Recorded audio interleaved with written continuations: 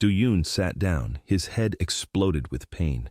The world swayed. He braced his palms against the ground and forced himself to breathe.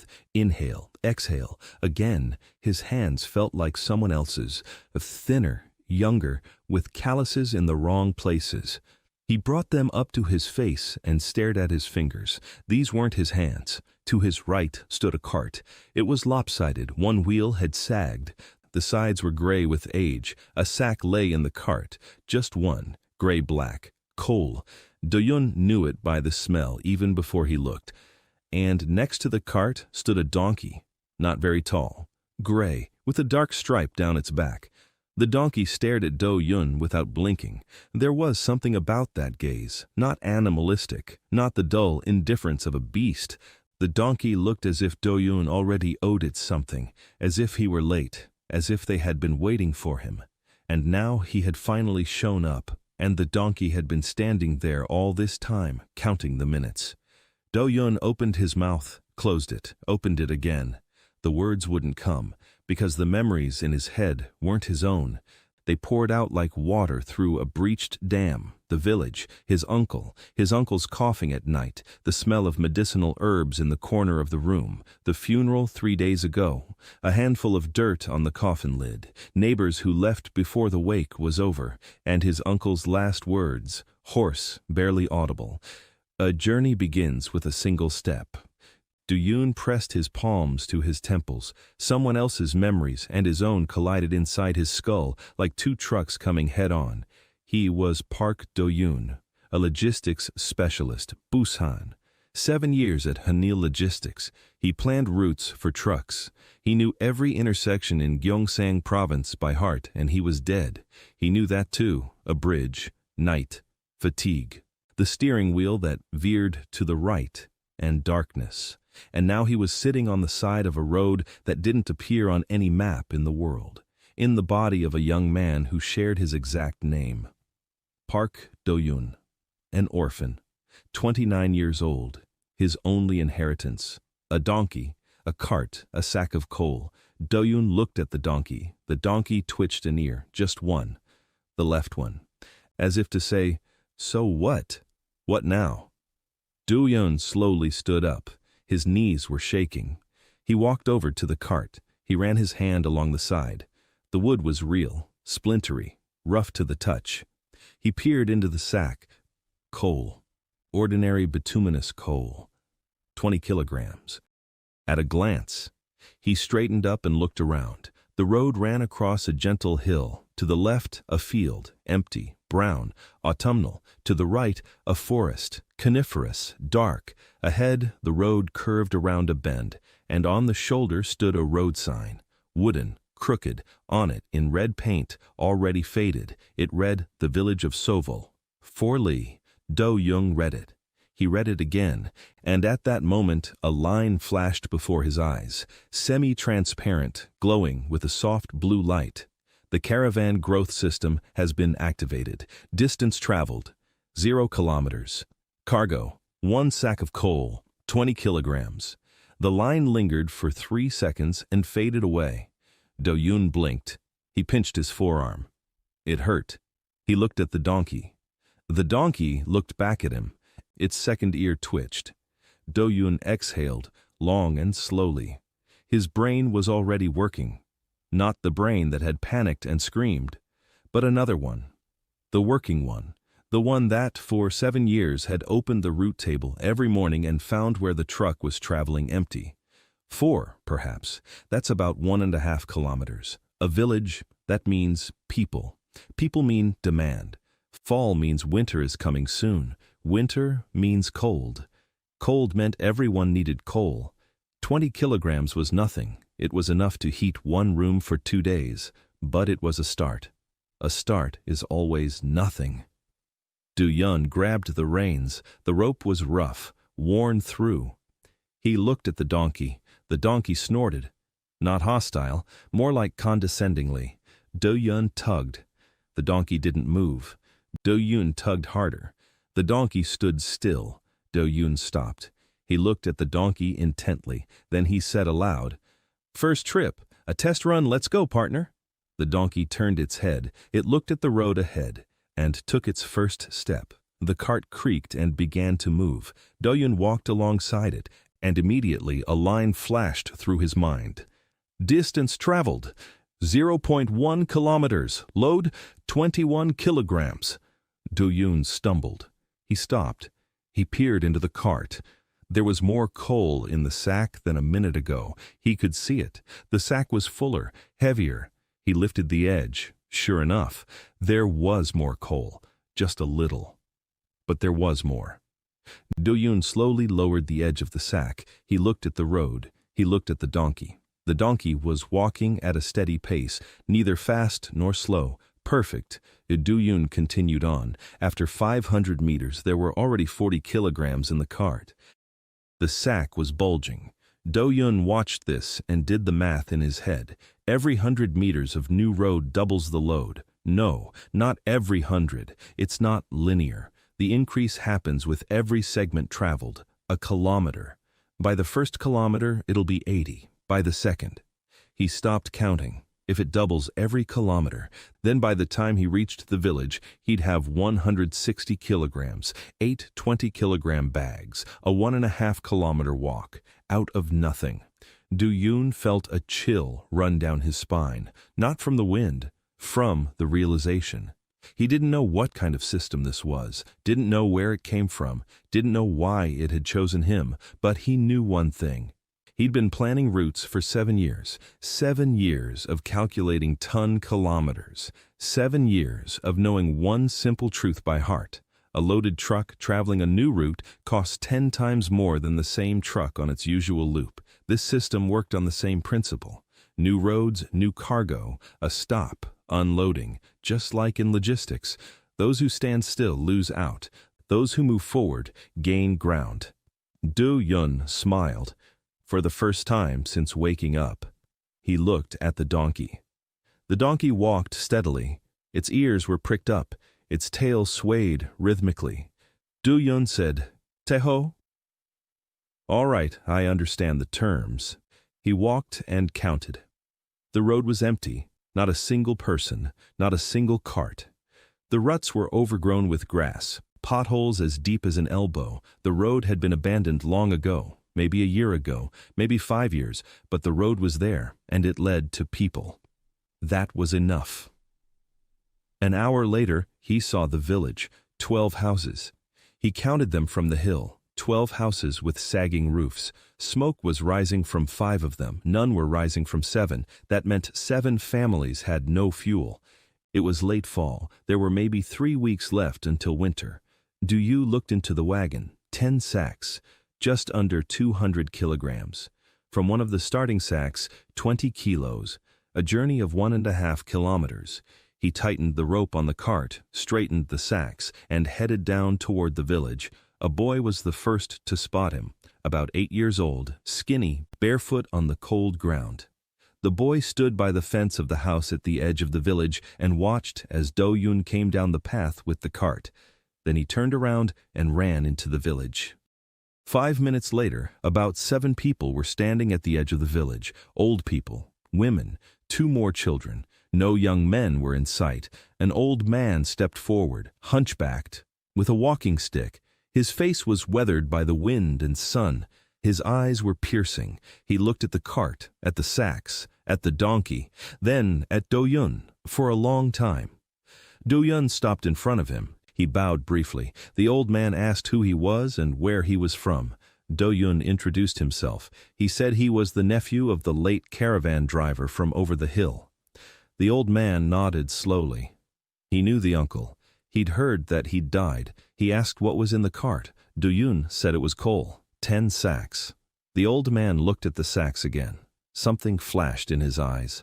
Not greed, not hope. Weariness. He said that the Crimson Seal Guild sold a sack of coal for 8 copper coins, and even then they didn't come this far in the winter. Too far, too few households, not profitable.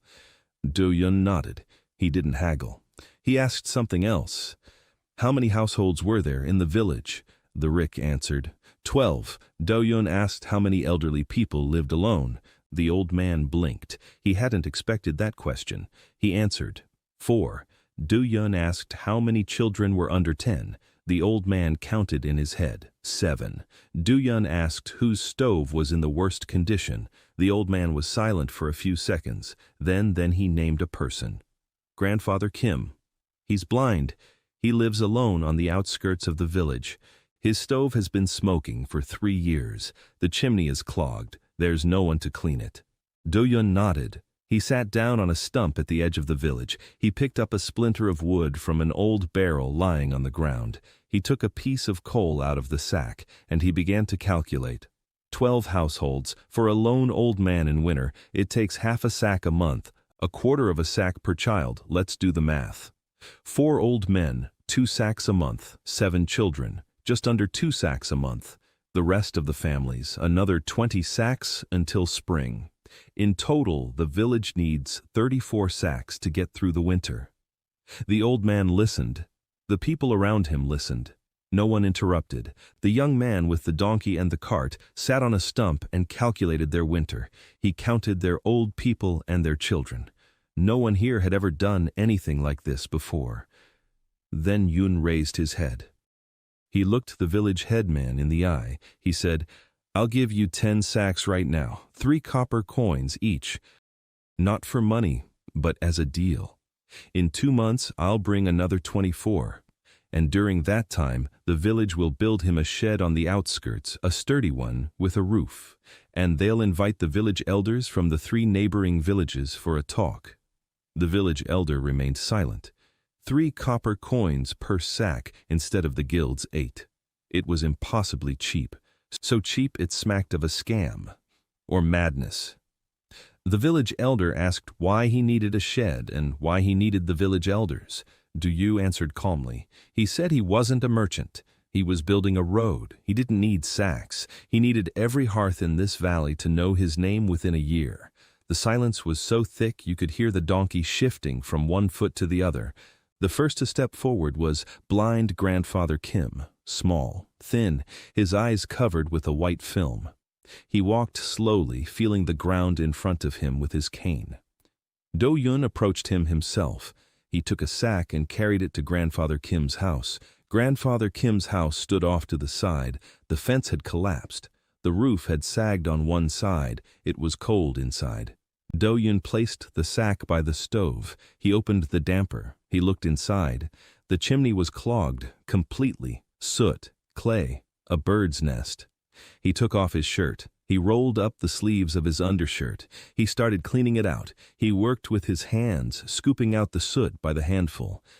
The old man sat on a bench and said nothing. He listened as a stranger fiddled with his stove. Half an hour later, the draft picked up. Do-yun stoked the fire. The fire roared steadily and strongly. Warmth spread through the room. Grandpa Kim lifted his face toward the heat. He held out his hands. His fingers were blue. Do-yun looked at those fingers and clenched his teeth. He didn't say a word. There was no need to say anything. He went out into the street. 5 villagers were standing by the house. They watched in silence. They'd seen a stranger clean the stove for the blind old man, for free, without taking a single kopeck. Du-yun walked past them to the wagon. He unloaded the remaining sacks. He distributed them to the yards, to the 7 whose chimneys coming from their chimneys, 1 sack each, and he left 1 spare by the shed that hadn't been built yet. The village elder approached him that evening after the sun had set. Do-yun was sitting by the wagon. Tolsvo was chewing on dry grass nearby. The village elder sat down across from him. He was silent for a moment. Then he said, "The shed will be ready in a week, and the village elders will come. He'll make a promise." Do-yun nodded. He said, "Thank you." The village elder stood up. He paused, turned around, said his name was Yun. Village Elder Yun, and if the young man needed a place to spend the night, there was a bench in his house. Do-yun thanked him, but he stayed by the wagon. He spread out a mat under the canopy of an old oak tree. He lay down. Tolsve stood nearby. He didn't lie down. The morning began with a carrot. Do-yun woke up when Tolsve nudged his muzzle into Do-yun's palm, a cold, wet muzzle and the smell of hay. Do-yun opened his eyes. Tolsve was standing over him, watching, one ear forward, the other to the side. Do-yun understood. Breakfast. He rummaged through the bundle left over from his uncle's inheritance. He found 3 carrots. He gave one to Tolsve. The donkey chewed it up in 4 jaw movements. He looked at Do-yun, one ear forward. Do-yun hid the remaining 2. "Later," he said. "Work first." Tolsve turned away with such an expression on his face that even the village boy, standing by the fence and peeking in, could tell. The donkey was offended. Do-yun stood up. He stretched his back. A night on the ground and under a tree in late fall is no bed in a dormitory in Busan. Everything ached. He walked over to the cart. It was empty. 10 sacks had been taken away yesterday. 0 cargo, 0 goods. 30 copper coins in his waist pouch. 15 copper coins. Was that a lot or a little? He didn't know. Someone else's memory prompted him.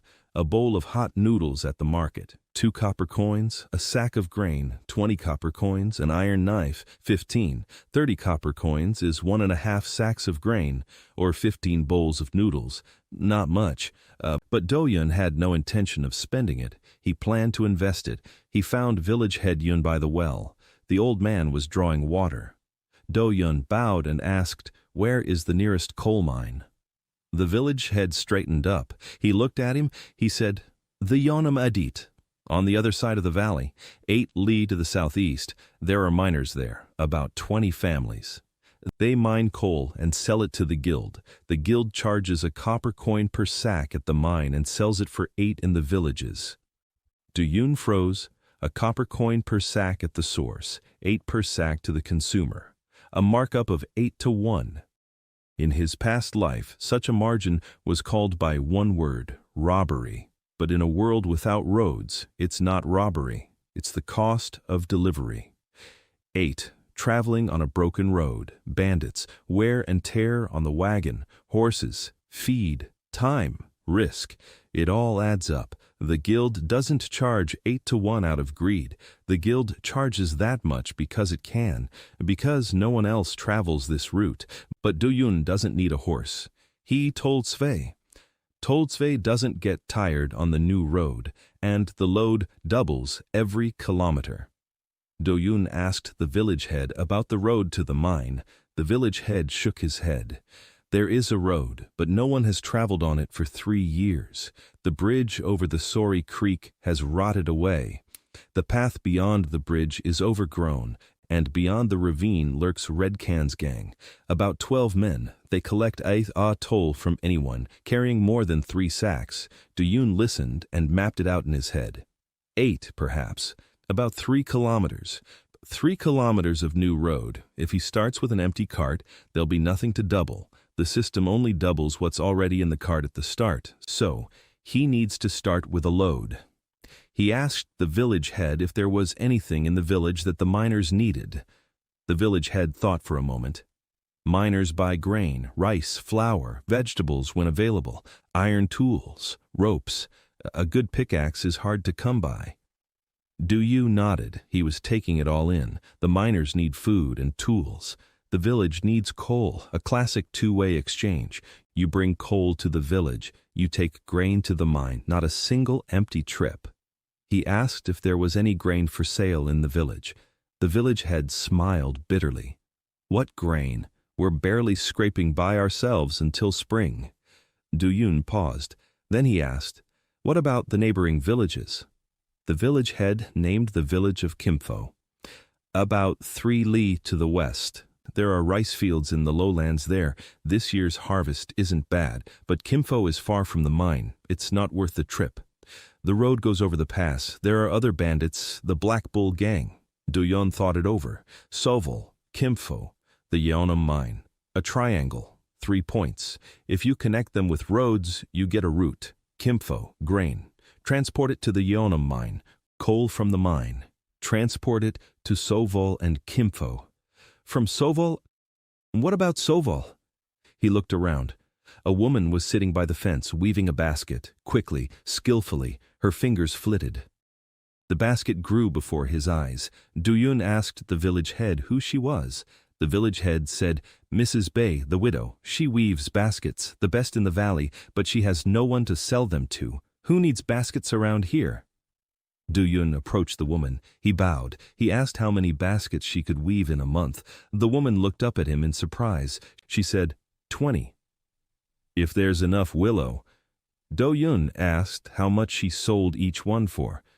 The woman lowered her eyes. She said she hadn't sold a single one in a year. Do-yun nodded.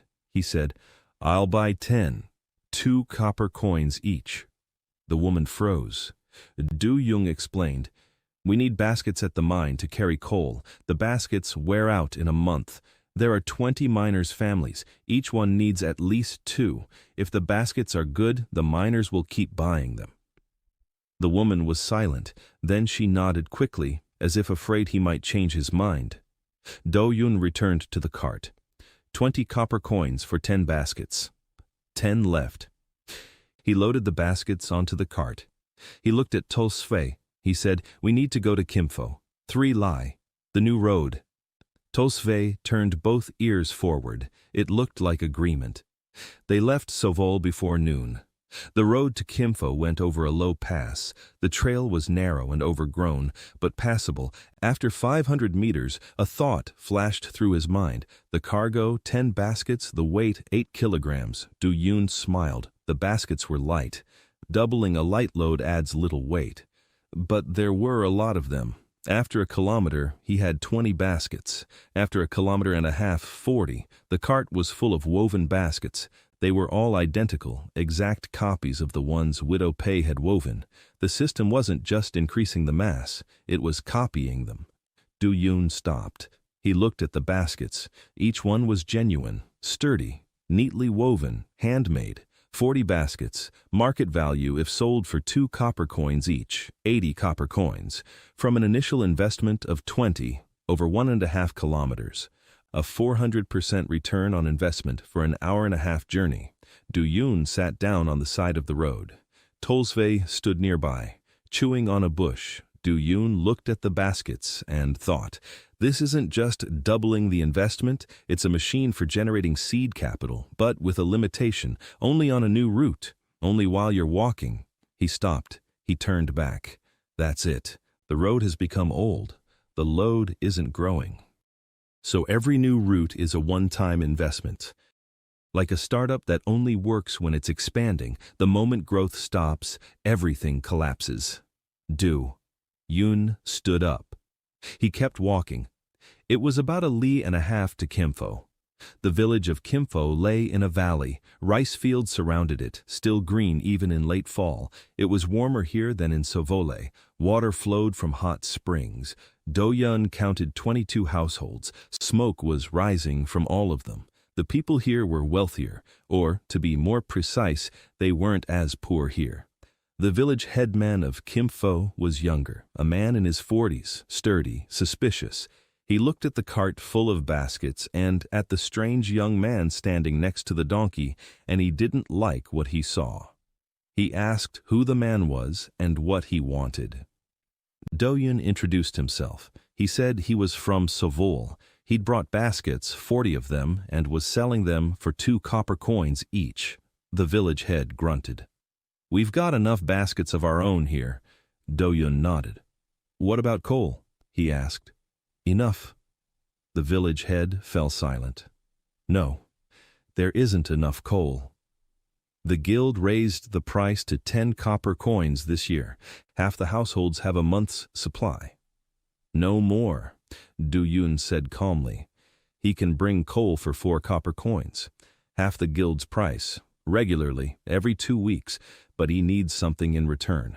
Rice, 10 sacks per delivery. He'll transport the rice to the Yanam mine and trade it for coal. It'll be cheaper for the miners than buying from middlemen. It'll be cheaper for Gimpo than buying coal from the guild. Everyone wins. Everyone except the guild." The village head was silent for a long time. He looked at Do-yun. Then he asked quietly, "And the guild? Does it know?" Do-yun said, "Not yet." The village head said, "When they find out, there'll be trouble." Do-yun replied, "By the time they find out, I'll have not just one village, but 12, and the problems will be theirs, not mine." The village head looked at him as if he were mad. A young man with a donkey and a cart full of baskets was planning to go up against the Crimson Seal Guild, an organization that controlled trade across all 8 provinces, but the price was good. 4 copper coins instead of 10. And winter was approaching. The village head said, 10 sacks of rice will be ready in 3 days. Tell the young man to come." Do-yun bowed. He sold 15 baskets in the village for 2 copper coins each, 30 copper coins. He left the remaining 25 baskets in the cart for the miners. On the way back to Sovol, the road was old. Tolsve walked slowly. He was tired, an ordinary donkey on an ordinary road. The load didn't get any heavier. Do-yun walked alongside him and didn't rush him. He gave Tolsve a carrot, one of the 3. The donkey chewed it and looked at him approvingly, one ear up, the other to the side. Do-yun spoke to him quietly. "Tomorrow is a day of rest." The bridge over the Sori Creek turned out to be worse than the village head had described. It wasn't a bridge, it was the remains of a bridge. 2 logs laid across a gully 4 paces wide. One log was rotten in the middle, the other was still holding, but a man with a cart couldn't cross it. Do-yun stood at the edge and looked down. The stream wasn't deep, knee-deep, but the bottom was rocky and the current was fast. The banks were steep, clay, slippery after the rains. Tolsve stood nearby and looked at the stream with that same expression, one ear pulled back, the other pressed flat against his head. Do-yun interpreted this as, "Are you serious?" Do-yun was serious. He went down to the water. He walked upstream along the stream bed, then downstream, looking for a spot. 100 steps upstream, he found it. A gentle slope, a rocky bottom, a way to the other bank via a low embankment. If he cut away the slope with a shovel and lined it with stones, the cart would make it through. He went back. The shovel was in the cart, his uncle's, rusty but sturdy. Do-yun dug for 2 hours. He cut away the slope. He lined it with stones. He hauled boulders out of the riverbed. Tolsve stood and watched. He didn't help. But he didn't get in the way, either. When Do-yun finished and wiped the sweat from his brow with his sleeve, he saw that Tolsve had already crossed to the other bank. On his own, in his own way. He was standing there, chewing on a bush. One ear up, the other to the side. Do-yun sighed. He dragged the cart over. The cart was loaded. 10 sacks of rice from Gimpho, plus 25 baskets left over from the last trip. He'd spent 3 days preparing. He picked up the rice from Gimpho, loaded it, set out at dawn on the 4th day. The road to the Yeonam Tunnel ran across the Sori stream and on through a wooded ravine. A new road, every step. The system counted. A line flashed in his head every half-kilometer. The load grew. 10 sacks of rice became 20 by the 1st kilometer. The baskets doubled to 50. The cart swelled. The sides grew. Yun could see the wood becoming denser. He could see new planks appearing on the sides. He could see the axles getting thicker. From the outside, the cart looked like the same old rattletrap, but inside it held 3 times as much. The system didn't violate the laws of physics. It bent them. Tolsve walked briskly, ears pricked. A new road. He didn't get tired on the new road. That was their agreement. Do-yun could feel the road, literally. Every stone under his feet felt like a finger on the palm of his hand. He knew that, in 300 steps, the trail would go downhill. That there was a ravine to the right behind the bushes. That there was a stream 100 steps to the left, claiming the path. The road had become his. A narrow strip 5 steps wide, his territory. He felt it as if it were his own body, and he sensed people. 3 of them. Ahead, around the bend, standing, waiting. Do-yun stopped. Tolsve stopped too. His ear pricked up. Do-yun placed his hand on the side of the cart. He thought, Red Can's gang. 12 men, according to the village elder. They collect a toll from anyone carrying more than 3 sacks. He had 40 sacks of rice and 50 baskets in his wagon. He kept going. Slowly, 3 men were standing around the bend. Not 12. 3. Men, dirty, skinny. One with an axe, the second with a stick wrapped in a rag. The third was unarmed. They stood across the path and stared at the cart. The one with the axe was the leader, a red beard, a scar across his forehead, young, maybe 25, maybe younger. He looked at the wagon, at the sacks, at the baskets. He swallowed. Before Yoon saw it, he swallowed, not out of greed, out of hunger. These three were hungry, skinny. Their clothes were torn, their shoes were worn out. These weren't bandits. They were starving peasants who had taken to the road because they had nothing left to eat. The redhead spoke. "Toll. 2 sacks, or you won't pass." His voice was rough, but his hands were shaking, not from the cold, from tension. He was afraid. He was standing on the road with an axe and was afraid of the guy with the donkey. Do-yoon looked at him, then at the two behind him, then back at the redhead, and he did something the redhead didn't expect.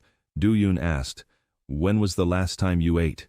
The redhead blinked, opened his mouth, closed it. Do-yoon asked again, calmly. The redhead said, 2 days ago, we caught a hare. Just the 3 of us. Do-yoon nodded. He walked over to the cart. He pulled out a sack of rice. 20 kilograms. He set it down in front of the redhead. He said, "This isn't a tribute, it's an advance." The redhead stared at the sack, then at Do-yoon, then back at the sack. Do-yoon spoke calmly, just like he'd spoken to the warehouse manager in Busan when explaining the new route. He said he needed people, strong ones, who knew the roads, who could guard the wagons, not rob them, guard them. He said he'd pay with rice, regularly, every 2 weeks, 1 sack per person, and shelter, in a caravan, a barn that doesn't exist yet but will. Redhead looked at him. The one with the stick exchanged a glance with the unarmed man. Do-yoon said one more thing. He said he knew they weren't bandits. A bandit doesn't tremble. A bandit doesn't stand in a group of 3 where 12 used to stand. The other 9 left because there's nothing left to rob. No one travels here anymore, and these 3 stayed because they have nowhere else to go. Do-yoon said, "Now there is somewhere to go." The redhead was silent for a long time. Then he lowered his axe. He said his name was Kang Tae-ok, not Redhead Kang. Kang Tae-ok, a former peasant from the village of Mohyun. The village was burned down 2 years ago. Some princely feud. Do-yoon remembered the name. He committed it to memory. Kang Tae-ok, the first guard. The other 2 introduced themselves as well. Moon Jae-sik and Ri Byung-ho, all 3 from Mohyun, all 3 without a home, without a family, without a future. Do-yoon gave them 1 more sack of rice, 2 sacks for the 3 of them. He said, "Go to Sowol. Tell village chief Yoon it's from Park Do-yoon. He'll find you a place. I'll be back in a week, and we'll talk about work." They left, 2 sacks of rice on their shoulders. Do-yoon watched them go. Tolsui snorted. Do-yoon said to him, "Don't say a word. I know. 2 sacks. That's a loss. But in a month, that's 3 guards who know every trail in these woods. That's not a loss. That's a gain." Tolsui turned 1 ear. Do-yoon decided to take that as agreement. The Yeonam mine opened up before him by evening, a black hole in the mountainside, a dozen houses around it, low-lying, soot-stained. The ground was black with coal dust. The people were black with coal dust. The children were black with coal dust, a mining village. Do-yoon had seen places like this in documentaries. In real life it looked harsher. The smell of sulfur and dampness, coughing coming from every other house, dust in the air. The mine foreman came out to meet him himself, a burly man with black hands and red eyes. His name was Yuk Man-shik. He looked at the cart, at the sacks of rice, at the baskets, and his eyes changed. Not suspicious, hungry, not like a gangster's. Different, desperately hungry, like a man who'd long since grown accustomed to the fact that nothing good would ever happen. Do-yoon introduced himself. He explained. He'd brought rice and baskets for the miners. He wanted to buy coal, directly, without the guild. 2 copper coins per sack instead of the 1 the guild pays, twice as much. Foreman Yuk was silent. He watched. Then he said 1 word. Guild. Do-yoon nodded. He said he knew. The guild wouldn't be pleased, but the guild was far away, and winter was near, and his cart was right here, right now, with fresh rice and with baskets for carrying coal which every miner needed. Foreman Yuck looked at the rice, 38 sacks. The system had added 3 kilometers of new road, out of the original 10, plus 50 baskets. The foreman asked quietly, "Why 2 copper coins? The guild pays 1. Why is this guy paying more?" Do-yoon replied, "Because for 1 copper coin the miners work just to stay alive. For 2 copper coins miners work to live.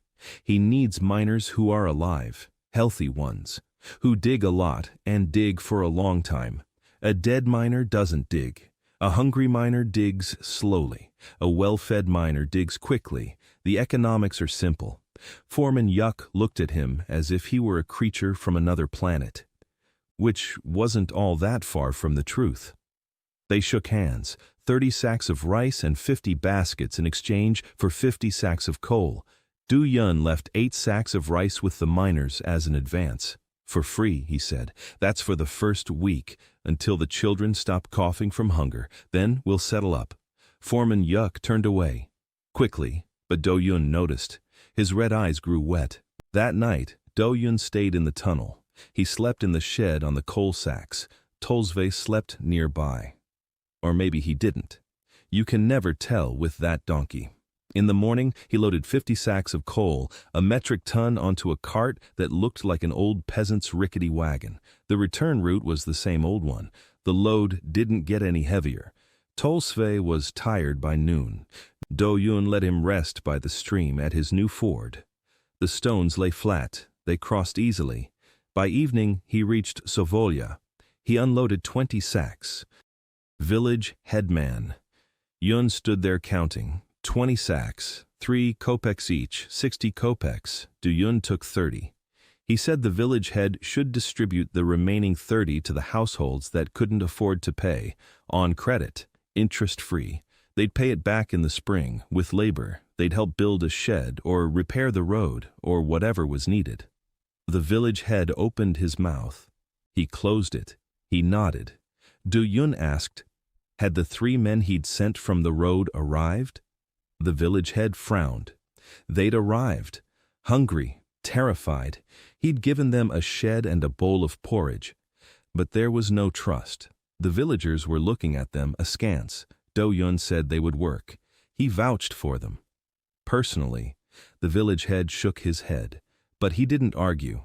The next day, Do-yoon drove 30 sacks of coal to Gimpo. The road was old. The truck moved slowly. Do-yoon didn't rush him. He was doing the math. A table was forming in his head. Sovol, 12 households, 34 sacks needed, 20 delivered, 14 left. Gimpo, 22 households, 60 sacks needed, 30 being transported, 30 left. Yeonam mine, 20 mining families. They need rice. 38 sacks were delivered. They need more. The triangle was working. The first cycle was complete. Rice went to the southeast. Coal went to the west and north. Baskets went to the southeast. Money, pathetic money, pennies. But they were moving. They weren't just lying there as dead weight. Pine Needles Pass greeted them with wind, cold, vicious. So much so that Tolsve pulled his ears back and looked at Do-yoon reproachfully. Do-yoon adjusted the collar of his shirt. The shirt was thin. Autumn was turning into winter. They should have thought about clothing. But first, the road. The trail led uphill, steeply. The rocks were slippery from the night frost. The cart was loaded with rice from Gimpo, 20 sacks. Plus 10 baskets from Widow Pei's new batch. Widow Pei now wove baskets every day. She had a helper, a neighbor, also a widow. Do-yoon paid them regularly, 2 copper coins per basket. They each wove 2 a day, 4 baskets a day. Do-yoon bought them all. A new road, the system was working. A thought flashed through his mind after 500 meters. The load doubled, 20 sacks became 40. The cart creaked but held up. The sides had grown slightly, the axles had thickened. Tolsve walked briskly. He wasn't tired. His ears were perked up. Do-yoon could sense the trail. Every stone, every turn, a hollow in 300 paces. In 500, the exit onto the ridge. Beyond the ridge, the descent into the Nampo Valley. He sensed something else, too. No one. The trail was empty, no bandits, no travelers, no tracks. This trail had been forgotten, just like all the trails in this kingdom. The roads had died along with the imperial highway. Du Yong knew this from others' memories, fragments of them. Caravans used to travel here, large ones, with guards, with flags. Then there was a war, the War of the Three Banners. 3 principalities fought for the throne. The highway was destroyed. The caravan drivers were killed. The roads grew over. The Crimson Seal Guild grew out of these ruins like mold on a dead tree, a monopoly on what remained, on the remnants of the roads, on people's fear of an empty road. As he walked toward Yun, he thought, the guild produces nothing, it extracts nothing, it grows nothing. The guild sits on the roads, the very roads it keeps in a state of disrepair, because a functioning road means competition, and a broken road means a monopoly. In Busan, this was called a cartel agreement. Here, it was called the natural order of things. He saw the village of Nampo from above. From the crest of the pass, 18 households, smoke rising from half the chimneys, clay sheds, pottery wheels under the open sky. Kilns, 2 of them, large ones. One was in operation. Thick white smoke billowed from it. Do Yun made his way down. By this point, the cart was loaded with 80 sacks of rice and 40 baskets. The cart looked impossible, a small, old rattletrap filled to the brim with sacks, but no one in Nampo had seen it being loaded. They saw only the result, a young man with a donkey and a huge cart full of rice. The potters of Nampo greeted him in silence. They came out, they stood there, they watched, hungry faces, but not angry, tired. The potters were used to it, used to being forgotten, to the fact that no one needed their pots, that the road led nowhere. The head potter stepped forward, a woman about 50 years old, her broad hands covered in clay. Her face was calm, serious. She introduced herself. Nam Hae Suk, master of the Nampo potter's wheel, 4th generation. Du Yun bowed. He explained who he was, what he had brought, and what he wanted. Rice in exchange for pottery, pots, jugs, bowls, small bowls, everything they had. He would take the pottery to the miners' settlement, to Sovol, to Kimpho, to any village he could reach. Nam Hae Suk was silent. Then she asked, "How much?" Do Yong named his price. 3 copper coins for a pot, 5 for a jug, and 1 for a bowl. Nam Hae Suk shook her head. She said the guild used to buy pots from them for half a copper coin. Back when they still bought them, they stopped coming 2 years ago. It's too far, not worth it. Since then, the pottery has been sitting in the sheds. Hundreds of pots, thousands of bowls, nowhere to put them. Du Yun said, 3 copper coins. That's 6 times more than the guild paid. Nam Hae Suk looked at him for a long time. In her eyes was Do Yun had already seen before, at village chief Yun's in Sovol and at foreman Yuk's in the mine, a desire to believe and a fear of being deceived. Again. Du Yun said, "Take the rice, 20 sacks. For free, this is the first delivery. I'll be back in 2 weeks for the dishes. If you change your mind by then, just don't give me anything. The rice is non-returnable." Nam Hae Suk remained silent. Then she turned to her people and said something briefly. 2 men approached the cart and began unloading it. Do Yong walked through the village. He looked around. He counted. 18 households, 7 potter families, the rest were farmers. The fields were small, the soil was rocky, the harvest was meager. Winter would be harsh, even harsher than in Sovole. He went into Nam Hae Suk's workshop. The sheds were full of pottery, pots from floor to ceiling, jugs, bowls, cups, oil dishes, salting tubs, all handmade, all beautiful.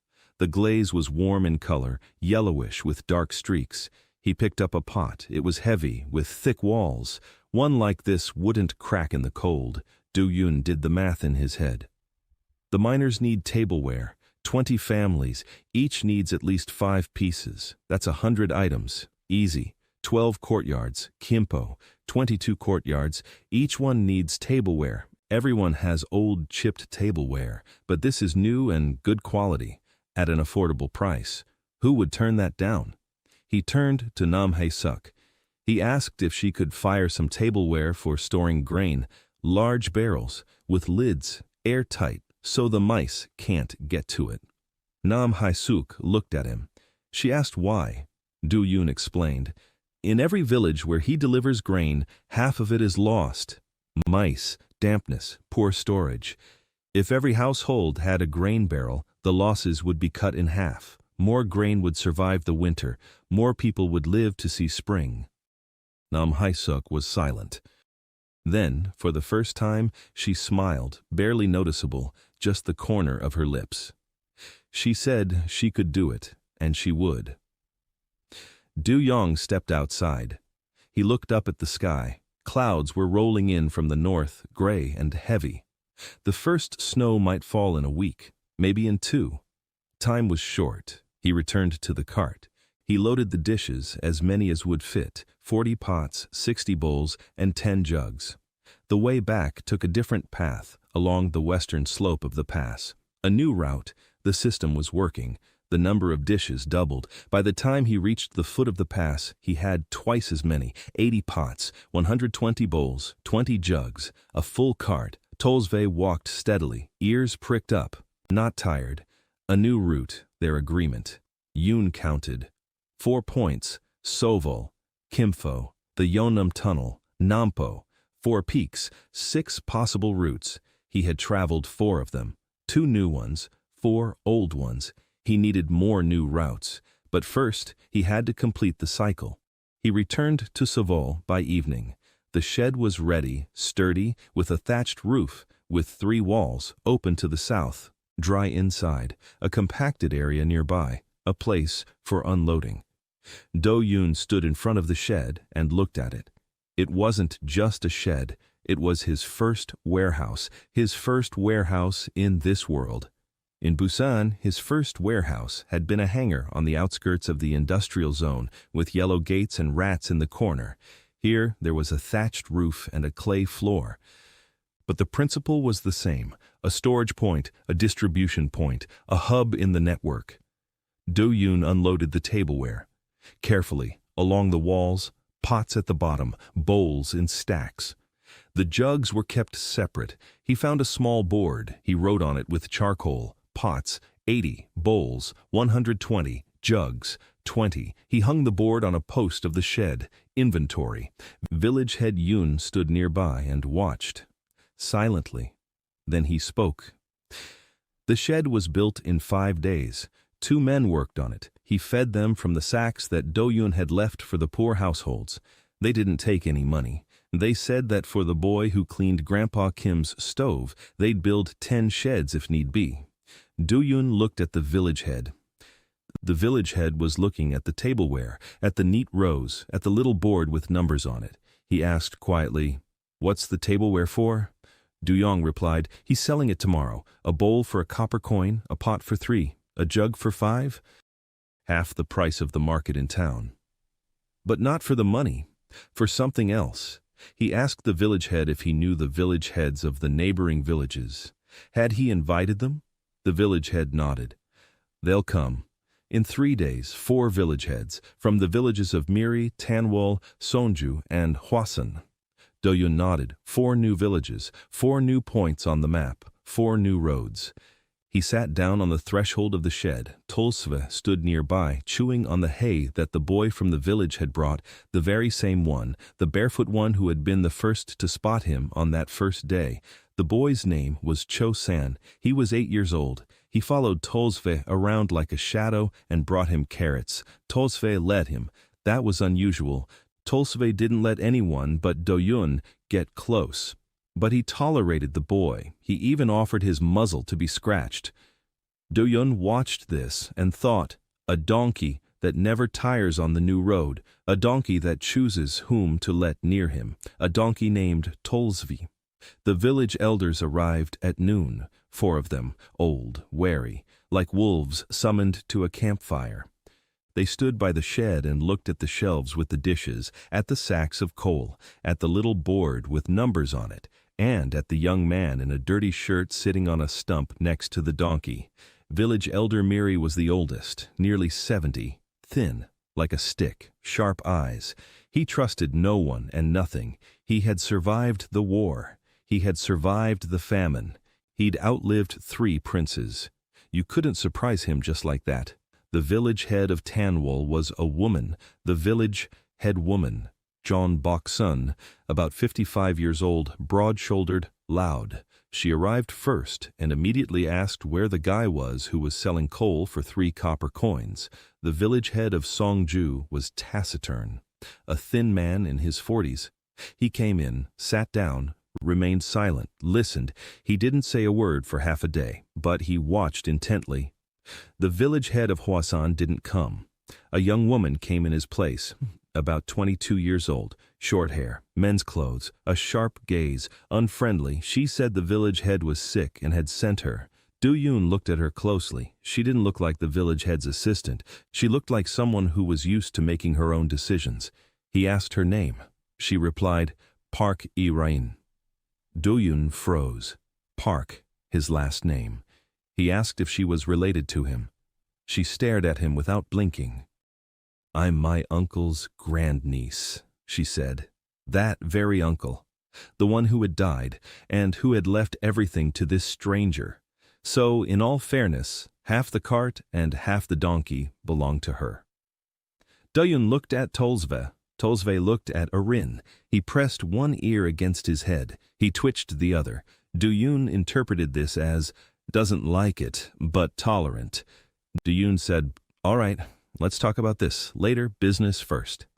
He stood up from the stump. He turned to the village elders and began to speak. He spoke simply, in short phrases, just as he had explained routing to the new dispatchers in Busan, only simpler. He said, winter is coming. Every village is short on something. Some need coal, some need grain, some need dishes, some need tools. All of this is available within the valley, but the roads are dead. No one is transporting anything. The guild transports goods rarely and at high cost. That's why everyone is stuck in their own village, freezing, even though the coal is just 10 li away, and rice grows just 5 li away. He said, I'm going to change this, but I need help. From every village, he explained, each village does one thing, repairs its own stretch of road, from the outskirts to the first intersection, 5 li at most. Clear away the rocks, fill in the potholes, put up a signpost with the name. This isn't construction, it's clearing. 1 day's work per household. And that's it, the road is clear. A cart can pass. In return, each village gets access to his route. Coal is cheaper than the guilds. Grain without a middleman's markup. Tableware at a fair price. Village head Miri spoke first. His voice was raspy, harsh. He asked, what if the guild finds out? What then? The young man would defend their villages with his donkey. Du-Yun didn't smile. He said calmly, the guild will find out. It's inevitable. It's just a matter of time, but the guild won't attack the villages. The guild will attack the road. At the wagons, at the route, because the road is what it controls or thinks it controls. But if the road is maintained not by one person, but by 12 villages, if not one wagon but 10, travel along the road, if there's a man stationed at every caravanserai, then attacking the route means attacking the entire valley, and attacking the valley means war. The guild doesn't want war. The guild wants profit. If you take away its profit quietly, village by village, sack by sack, it won't notice until it's too late. Village head Miri remained silent. She watched. John Boksun from Tangwol slapped her knee. She said the guy was either a genius or a suicide. But coal at 3 copper coins a bag is coal at 3 copper coins a bag. And if her village has to clear 5 li of trails for that, so be it. She'll order the men to do it, starting tomorrow. The silent village head Songju nodded. Once, briefly, it was his consent. Village head Miri gritted his teeth. He looked at the dishes under the awning. He looked at the sacks of coal. He looked at Du-Yun. He said, all right, 1 winter. We'll give it a try. But if the guild came and burned down his village, he would personally find that guy and shove him into his own furnace. Duyun bowed. He said, "Fair enough." Left behind was Rin. She'd been sitting off to the side the whole time, silent, listening. When the village elders left, she stayed behind, standing by the shed, arms crossed, looking at Duyun. Duyun said, "Speak." Rin said, "Half a cartload, half a donkey, according to my uncle's will." Duyun nodded. He asked, "Does she have a document? A will?" Rin fell silent. Then she said, "No. My uncle spoke it verbally, in front of witnesses, 2 of them, both died last winter." Duyun was silent for a moment. He could have said, "No paper, no inheritance." He could have refused. She would have left, angry, but she would have left. He looked at her shoes, worn out, at her shirt, mended in 3 places, at her hands, calloused. This girl lived alone, without help, without a family, in the village of Wagon, where she needed no one and no one needed her. She walked here, 3 hours in the cold, for half a cart, because she had nowhere else to go. Duyun said, "I won't give you half a cart."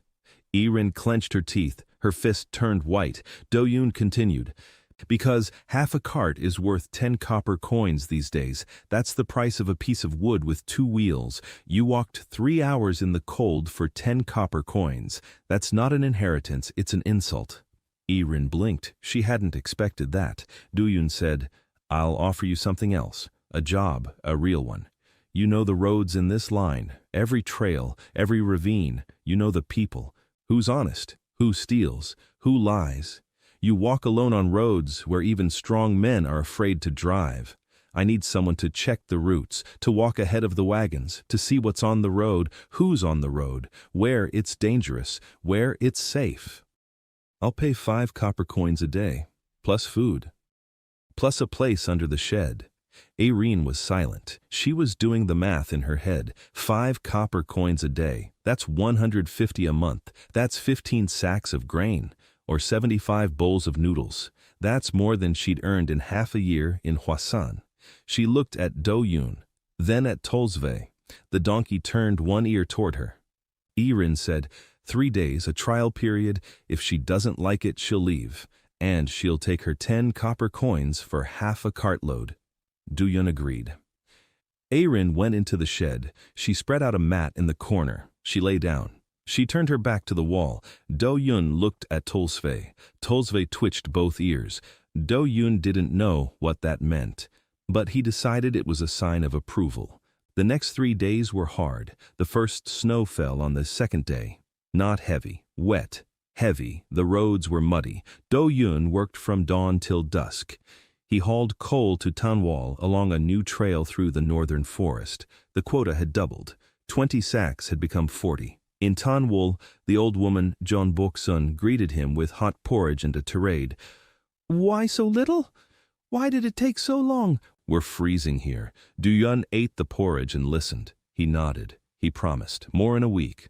On the way back, he carried salted fish from Tanwal. Tanwal stood on the shore of a mountain lake. Fish was their only wealth, salted, dried, and sturdy. It kept for months.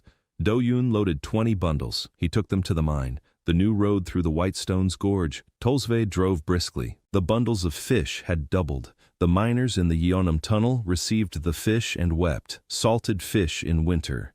At the mine where nothing grows, it was like a miracle.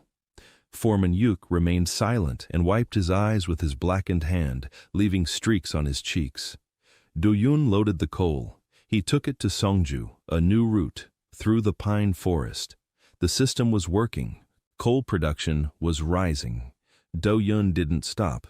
2 trips a day, 3 trips a day, loading in the morning, driving in the afternoon, unloading in the evening, counting at night, bookkeeping, planning.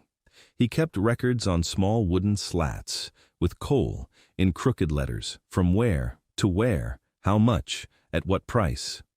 Rin walked with him. She was silent on the first day.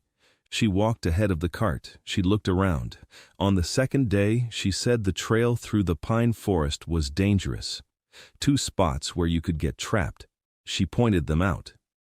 Before Yoon could see them, she was right. Narrow passages, rocks on both sides, perfect for an ambush. He made a mental note. On the third day, Erin said she was staying. No explanation, just, "I'm staying."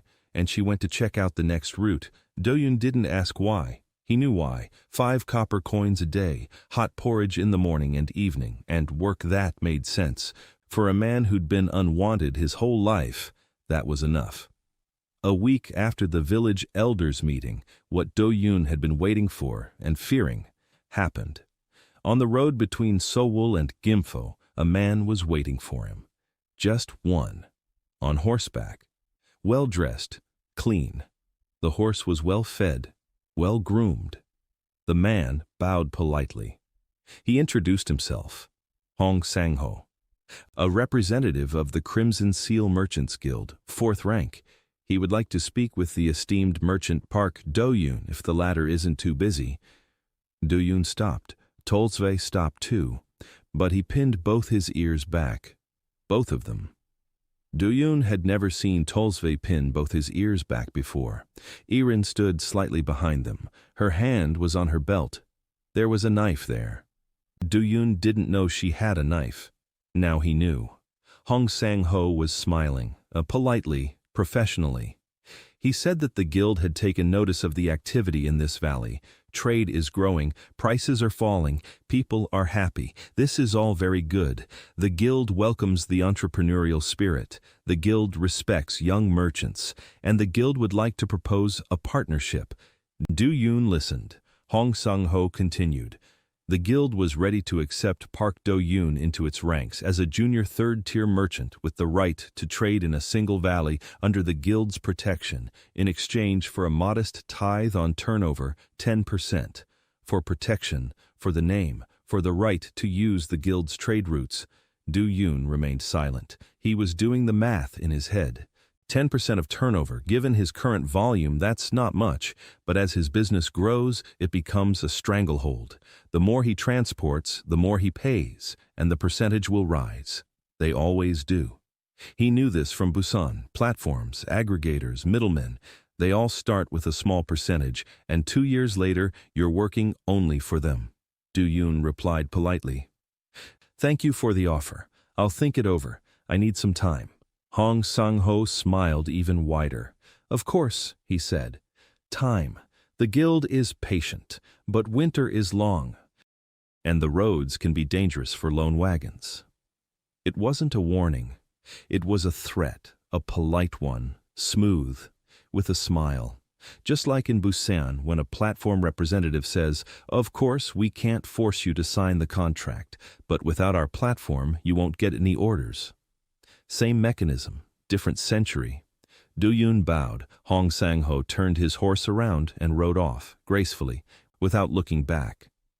Erin approached. She said quietly, "That's bad." Do-yoon nodded. "It's bad, but not unexpected." He knew this would happen. He'd known from day one.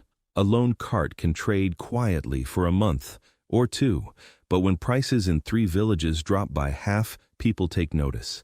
The question wasn't whether the guild would come. The question was how many villages he could bring on board before they got serious. 7.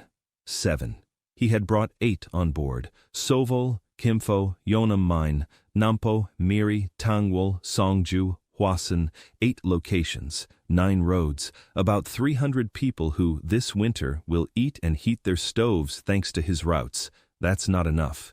He needs 12 villages in the valley, all of them, every single one, so that when the guild comes in earnest, not with a polite representative, but with bandits and torches, it wouldn't just have to fight one guy and his donkey, but with an entire valley, a valley that knows his name, that eats his bread, that heats its homes with his coal. Do-yoon turned to Tolsve. He said quietly, "We need to pick up the pace." Tolsve pricked up both ears. Do-yoon took the reins. He set off. The cart creaked. Erin walked ahead, her hand on her belt, a knife tucked under her shirt. Fine, prickly snow was falling. The road was old. The load didn't get any heavier. By evening, Tolsve was tired, but he kept going, stubbornly, as if he understood too. Time is running out. Kang Tai-ok stood by the shed, sharpening an axe. Not the old rusty one he'd been standing with on the road, a new one, bought with the coins Do-yoon had given him for his first week of work. He sharpened it slowly, carefully. The whetstone glided smoothly along the blade. Do-yoon watched him and thought that this man knew how to handle a tool, not like a bandit, like a farmer. His hands remember the work even when his mind has forgotten. Seated nearby were Moon Jae-sik and Lee Byung-ho. They too had axes, new ones. They were chopping down poles for a second shed. Do-yoon had decided to build a second shed in Gimpo, a transshipment point. Half the cargo goes through Gimpo. That means a warehouse is needed there. The logic is simple. The closer the warehouse is to the point of consumption, the cheaper the last mile. In Busan, the last mile cost more than the entire route. Here too, the 3 former bandits had been working for 2 weeks now. They ate 3 times a day, they slept in the warmth, and they worked so hard that Do-yoon was amazed.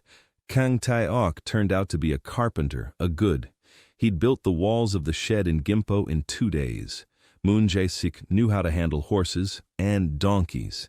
Tolsvay let him get close, not right away. After 3 days, when Moon brought him a carrot and stood there holding it at arm's length without moving for 10 minutes, Tolsvay ate the carrot and looked at Moon, one ear up, the other to the side. Moon was accepted.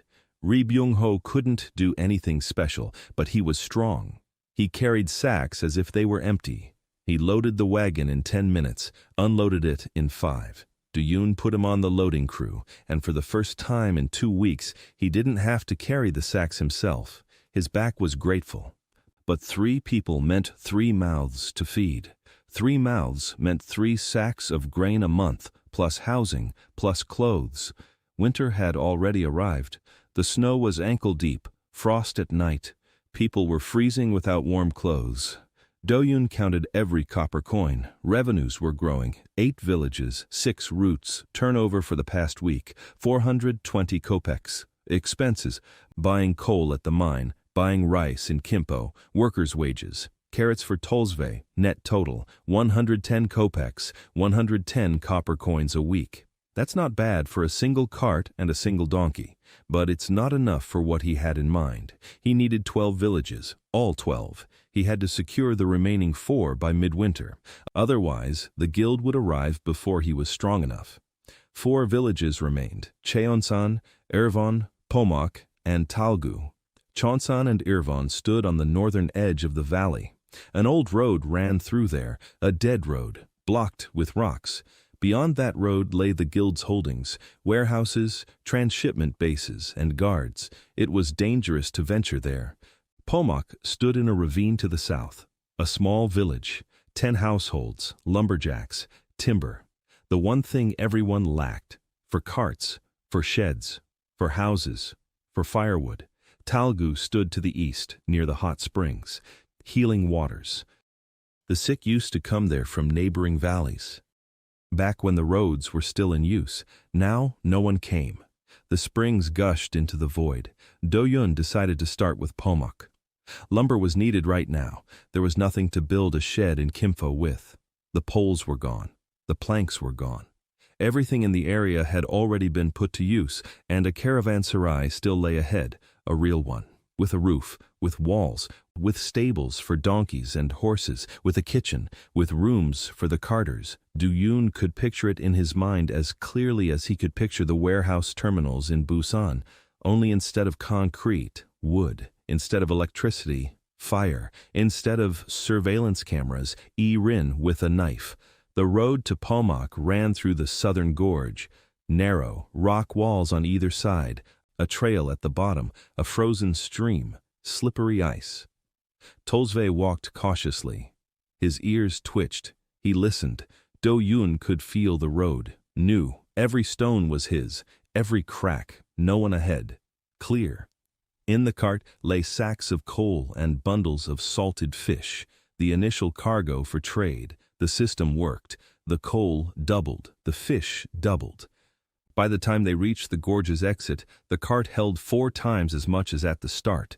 Pomok was a small, 10 houses, all wooden, sturdy. The lumberjacks built well. Smoke rose from every chimney. They had their own firewood. The forests surrounded them, but there was no coal, and no salt, and no fish, and there was little grain.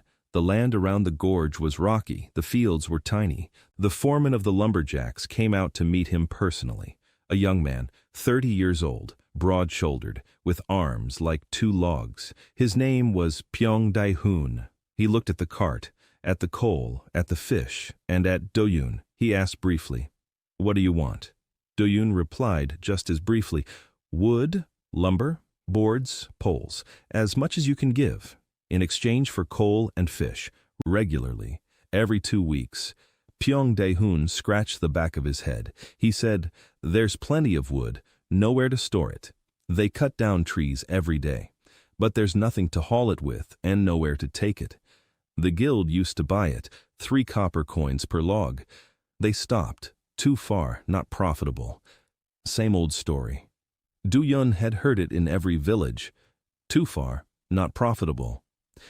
The guild stopped, and the people were left on their own, with goods they had no one to sell to, with needs no one could meet, because the road is dead. Do-yoon made an offer. 5 copper coins per log, 3 for a plank. 2 for a bundle of poles, twice as much as the guild. Pyong Dae-hoon blinked, then he nodded. Sharply, like a chop with an axe. They shook hands. Do-yoon unloaded the coal and fish. He loaded the planks and poles, as much as would fit. On the way back along the new trail down the eastern slope of the gorge, the load doubled. Twice as many boards, twice as many poles. He returned to Sovil with a cart full of scaffolding. When Kang Taeok saw the boards, his expression changed. Not a smile, not joy, something deeper. The hands that for 2 years had held only a bandit's axe could now once again hold a carpenter's axe. He began building that very evening. Do-yoon gave him a plan. He drew it on a board, a caravanserai, 3 rooms for lodging, a kitchen with a hearth, a stable with 4 stalls, a storage shed, all under one roof. At the fork in the road between Sowol and Kimpho, halfway between them, where 3 trails converge. Kang Taeok looked at the plan, then at Do-yoon. He asked, "Have you built houses before?" Do-yoon shook his head. He built roots. Others build houses, but he knows where the house should stand. That's more important. Kang Taeok nodded and began chopping wood. While Kang was building the caravanserai, Do-yoon set off for Talgu, the last of the 4 remaining villages, hot springs. The road ran east through a birch grove, new, beautiful, even in winter, white trunks, snow on the branches, silence. Tolsvo walked willingly. Maybe he liked this road. Maybe he sensed something. You can never tell with that donkey. Talgu turned out to be a strange place. 15 households, half of them empty. The people had left. There was nowhere to go. Healing springs gushed from beneath the rocks. Hot water, steam rose above the stream, even in the frost. Once upon a time, the sick came here from all over the province. Now the stream flowed into emptiness.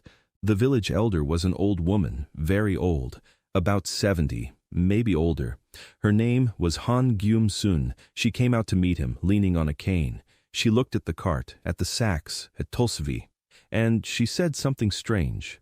She said, "Finally." Then she fell silent. Do-yoon bowed, introduced himself, explained why he had come, coal, rice, fish, in exchange for whatever the village could offer. Han Gyum-sun listened, nodding. Then she said, "We have nothing to offer. Keys. Hot water. Who needs it if there's no road?" Do-yoon said, "I need it." The old woman raised her eyebrows. Do-yoon explained, "My cart drivers work in the cold. Every day, their hands get cold, their backs ache, they get tired on the old roads, hot springs. It's a place to rest. If we build a bathhouse here, a simple one, with a canopy, with a hot pool, then every cart driver traveling the eastern route could stop for the night. Warm up. Rest. Give the horses and donkeys a break. It's not a luxury, it's a rest stop. like a gas station on the highway. If a driver has rested and eaten, he won't fall asleep at the wheel, he won't break the cart, he won't lose his cargo. He didn't say the last part out loud, the part about gas stations and drivers, but he got the point across. Han Gyum-sun looked at him for a long time. Then she said quietly, her granddaughter. Han So-ah, 20 years old, a priestess at a roadside shrine. She lives in a dilapidated temple at the crossroads, about 2 lieues east of Talgu, alone. She tends to the statue of Nosen, the god of the roads. No one comes to see her. No one brings offerings. It's been 20 years. The girl is starving, but she won't leave. She says the god is waking up, that he's waiting for someone. The old woman fell silent. She looked at Tolsve. The donkey stood motionless, both ears pricked forward. He didn't move. He looked at the old woman. The old woman looked at the donkey. Something passed between them. Yu didn't understand what it was, but he felt it, like a draft in a warm room. He left 10 sacks of coal and 5 bundles of fish in Talgu for free. He said he'd be back in a week with planks for the bathhouse. Han Gyum-sun nodded. As he was leaving, she said, "Go visit your granddaughter. The temple is at the crossroads. You can't miss it." Du-yun headed east. 2 li, a new road, a short one. The system had worked, but there wasn't much left in the cart. A few sacks of rice. They'd doubled, but only slightly. He saw the temple from afar, small, stone, with a collapsed roof, at the crossroads of 2 paths, both dead, overgrown. In front of the temple stood a stone statue, not very tall, waist-high to a person, worn away by time. Once it had been a man in a traveling cloak, now just a stone with a vague outline. Nosen, the god of roads, the forgotten god of forgotten roads. A girl was sitting by the statue, slender, in gray canvas clothes, dark hair, long. Her face was pale, thin. She was wiping the stone with a rag, slowly, gently, the way one wipes the face of a sleeping child. Tulsa stopped. Du-yun stopped too. The girl raised her head. She looked at them. Her eyes were large, dark, and there was something in them. Not fear, not surprise, recognition. She looked at Tolsve. Tolsve looked at her. He didn't move. His ears were pricked up, both of them, straight up. Du-yun had never seen anything like it. The girl stood up, slender as a reed. She bowed, quietly, low. She said, "Nosen is awakening. He has long awaited someone who will once again walk the roads with a pure heart." Du-yun stood there, not knowing what to say. Because the girl's words didn't sound like words. They sounded like an echo, as if someone were speaking them through her, from far away, from beneath the earth, from beneath the stones lying on forgotten roads. He bowed in response. He introduced himself. He asked her name, Han So-ah, priestess of Nosen, 4th generation, 20 years old, alone, hungry, faithful. Du-yun looked up at the temple roof, a hole 3 planks wide. Snow was pouring in. He looked at the hearth, cold, long since. He looked at the statue, clean, the only thing here that was clean. He took a sack of rice off the cart, set it by the threshold, then took another one. Then he climbed onto the roof. He worked on it for 2 hours. Tolsve stood by the statue of Nosen. He didn't move. So, A stood next to Tolsve. She stroked his muzzle. Tolsve let her, silently. When Du-yun climbed down from the roof and stoked the hearth, So-a was sitting by the fire, crying, quietly, without a sound. Tears streamed down her cheeks, and she didn't wipe them away. Du-yun sat down beside her. He was silent. Then he said, "He'll keep coming. Every time his route takes him by here, he'll leave rice, charcoal, whatever's needed." So-a looked at him. She said quietly, "Nosen can see you. You're walking on his paths. He's happy." Do-young looked at Tolsve. The donkey was standing by the door, looking at him, and for the first time in all the time Do-yun had known him, the expression on Tolsve's face wasn't mocking, not condescending, not hungry. It was, Do-yun couldn't find the words, grateful. No, not quite. Quiet, calm. As if the donkey had finally seen what he'd long been waiting to see. Do-yun shook his head. He stopped. He told Soa that he'd be back, and he walked toward the wagon. The return trip, the old one. Tolsve grew tired quickly. Duyun didn't rush him. He walked alongside him. He was silent. He was thinking. 10 villages, the mine, the temple. 12 points, 4 routes are complete. Turnover is growing. People are eating, stoves are burning, the shed in Sovola is full of goods, the shed in Kaimfo is under construction, a caravanserai is going up at the fork in the road, 3 workers, 1 scout, 1 donkey, and him, 6 staff members, for 12 locations. That's not enough. Catastrophically insufficient. He needs people, carters, porters, bookkeepers, guards. He can't handle everything on his own. His body gets tired, his mind doesn't. His mind can calculate endlessly, but his body was already aching. His back, his knees, his shoulders. He hauled sacks every day, loading, unloading, walking 10 li a day, sometimes 15, in the freezing cold, in the snow. He needed a second cart driver, someone who could drive the cart on his own. Chonsan stood by the old highway, that very same dead highway that once connected the entire province, until Yun saw him for the first time. A wide strip of land, 10 paces wide, once paved with stone.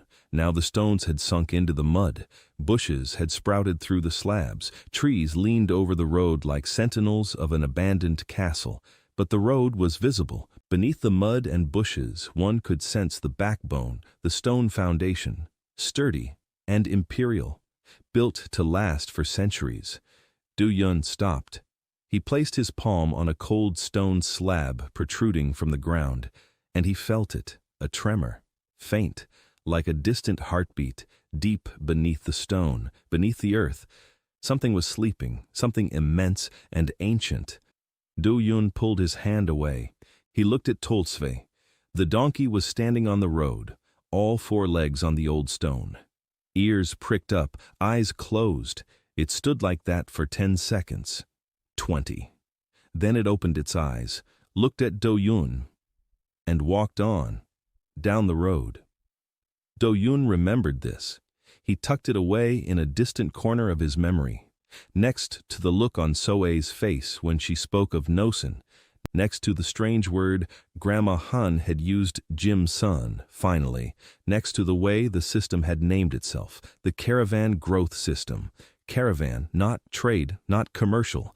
Caravan, like the Imperial Highway, like the caravan masters whom the guild had destroyed.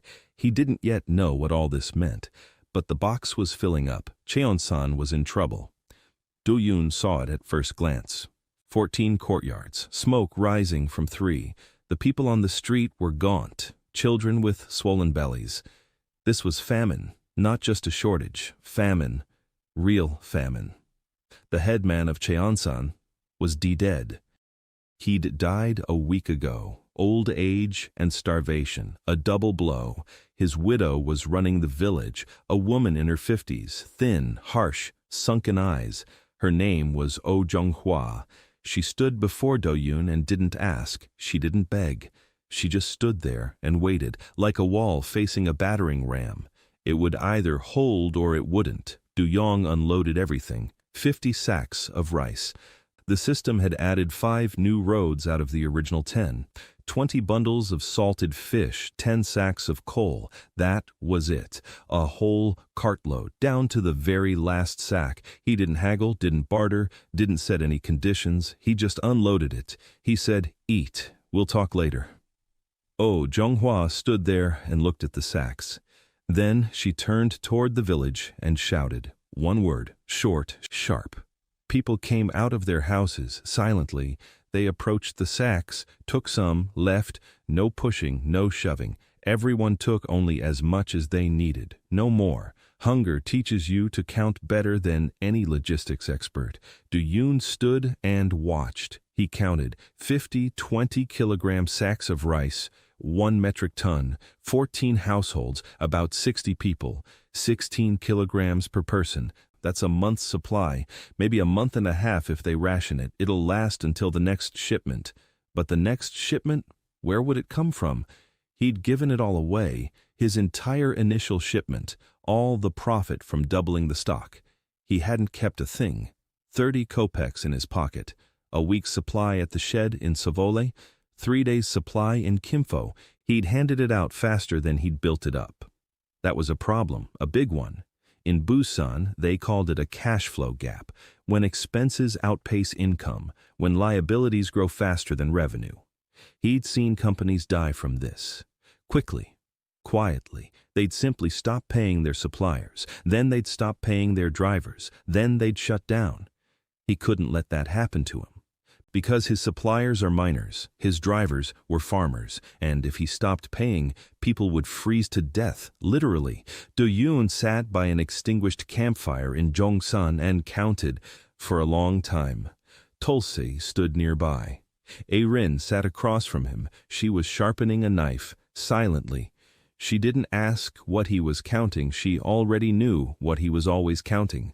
The decision came by morning. Simple, like all good decisions. Reverse shipment. Cheonsan lies on the old trade route. The route is dead, but it heads north. To the north, beyond the mountains, lies another valley, another province. Different prices, different demand. Salt. There's no salt in their valley. None at all. All the salt comes through the guild from the coast. 10 copper coins per measure. A rip-off. But beyond the northern pass, there are salt lakes. He knew this from someone else's memory. Fragments. His uncle had muttered them before he died. Karavan, salt, the northern route. Back then it had seemed like the ramblings of a dying man. Now it was taking shape as a plan. If he took the old trail north, along the new road, the profit would double, reach the salt lakes. Buy salt cheaply, bring it back, sell it in his 12 villages. 4 times cheaper than the guild. That's a different scale. Different money, a different level, but also a different risk. The northern route is guild territory. Even if it's abandoned, but technically it's the land of a prince who's in the guild's pocket, and the distance, 20 li one way perhaps, 10 kilometers, a 2-day journey by cart, through the mountains, in winter, with just 1 donkey. Do-yoon looked at Tolsve. Tolsve pricked both ears forward. Do-yoon said, "I know, it's risky." Tolsve snorted. Do-yoon decided to take that as, "I'm with you." But first he needed to settle a matter closer to home. He returned to Sovol and found what he was looking for, or rather, she found him. So Hanil was standing in front of the shed. She was short. Her shoulders were broad for a woman. Her short hair was hidden under a scarf. She wore men's clothing, canvas pants, a fur-lined jacket, and sturdy boots. A mule stood nearby, not a donkey, but a mule, strong, young, and in good harness. Do-yoon approached. She turned around, looked straight at him. No bow, no smile. She said, "You need a second cart driver. She's better than any man he could find, pays half as much. Just take her." Do-yoon looked at her hands, calluses on her palms, not a peasant's, different ones. From reins, from the harness ropes, from the axles you turn with your hands when a wheel seizes up in the cold. He asked where she was from. "From Hanil," she replied briefly. "The village of Irvon, up north. A cart driver's daughter. Bandits killed her father when she was 12. She grew up with a relative in a stable. She knows horses, donkeys, mules, harnesses, wagons, roads. She heard that in Sovol, a strange guy with a donkey was building a trading network. So she came. Her donkey. It's all she has." Do-yoon asked, "Why only half?" She looked at him, her gaze hard. She said, "Because not a single man in this valley will hire a female driver at full pay, and she's tired of begging. If he wouldn't hire her either, he should say so right away. She'd leave. She'd find another way." Do-yoon was silent for a moment. Then he said, "Full pay, 5 copper coins a day. Just like Erin, just like Kan, just like everyone else. He doesn't hire anyone for half pay. That's bad business.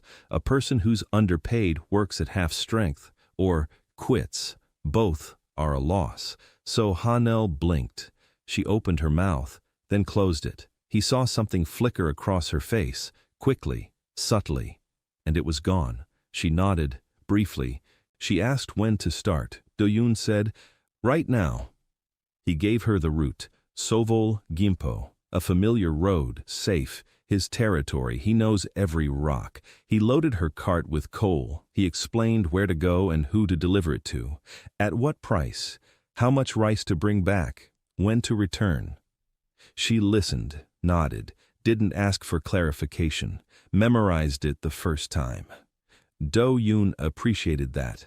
A good memory, like a dispatcher's. She left, on her mule, with a cart of coal. Do-yoon watched her go. Erin stood nearby. She said, "She's good." Do-yoon nodded. He said, "We'll see." 3 days later, So Han-yeol returned, right on time, with a cart full of rice. Everything went according to plan. She didn't lose a thing. She didn't mix anything up. The money added up to the last penny. Do-yoon checked. Everything was perfect. He gave her a second route. Soval. The Yeonam Tunnel. More difficult. Longer, across the ford he'd built. She nodded. She left. She returned 4 days later. Everything went according to plan. Again, Do-yoon realized it. He was lucky. So Han-il wasn't just a good driver. She was the perfect executor, precise, reliable, quiet. She did exactly as told. She didn't add anything of her own. Didn't argue. Didn't slack off. In Busan, he held on to drivers like that tightly and paid them well, because a good driver is half the battle in logistics. Now he had 2 routes running simultaneously. He himself could travel the new roads, so Han-yeol took the old, tried-and-true ones. The salt lakes lay in a basin beyond the pass, white, frozen. Salt formed a crust along the shores. It glistened in the sun. Do-yoon stood at the edge of the basin and looked down. 3 lakes, small, each 100 paces long. No trees or bushes around, bare earth, white with salt. The wind carried fine salt dust.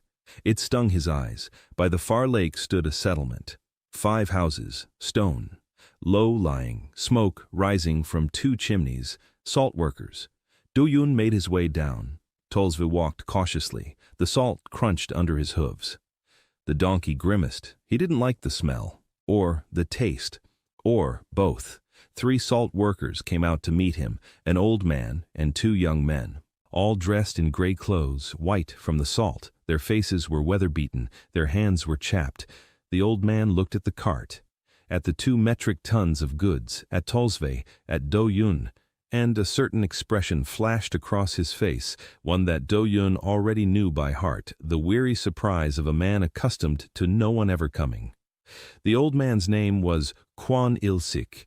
He was a 3rd-generation salt maker. He boiled salt from brine. He evaporated it over a fire. He packed it into sacks, and he waited for the guild. The guild came twice a year, in the spring and fall. They took all the salt at half a copper coin per measure.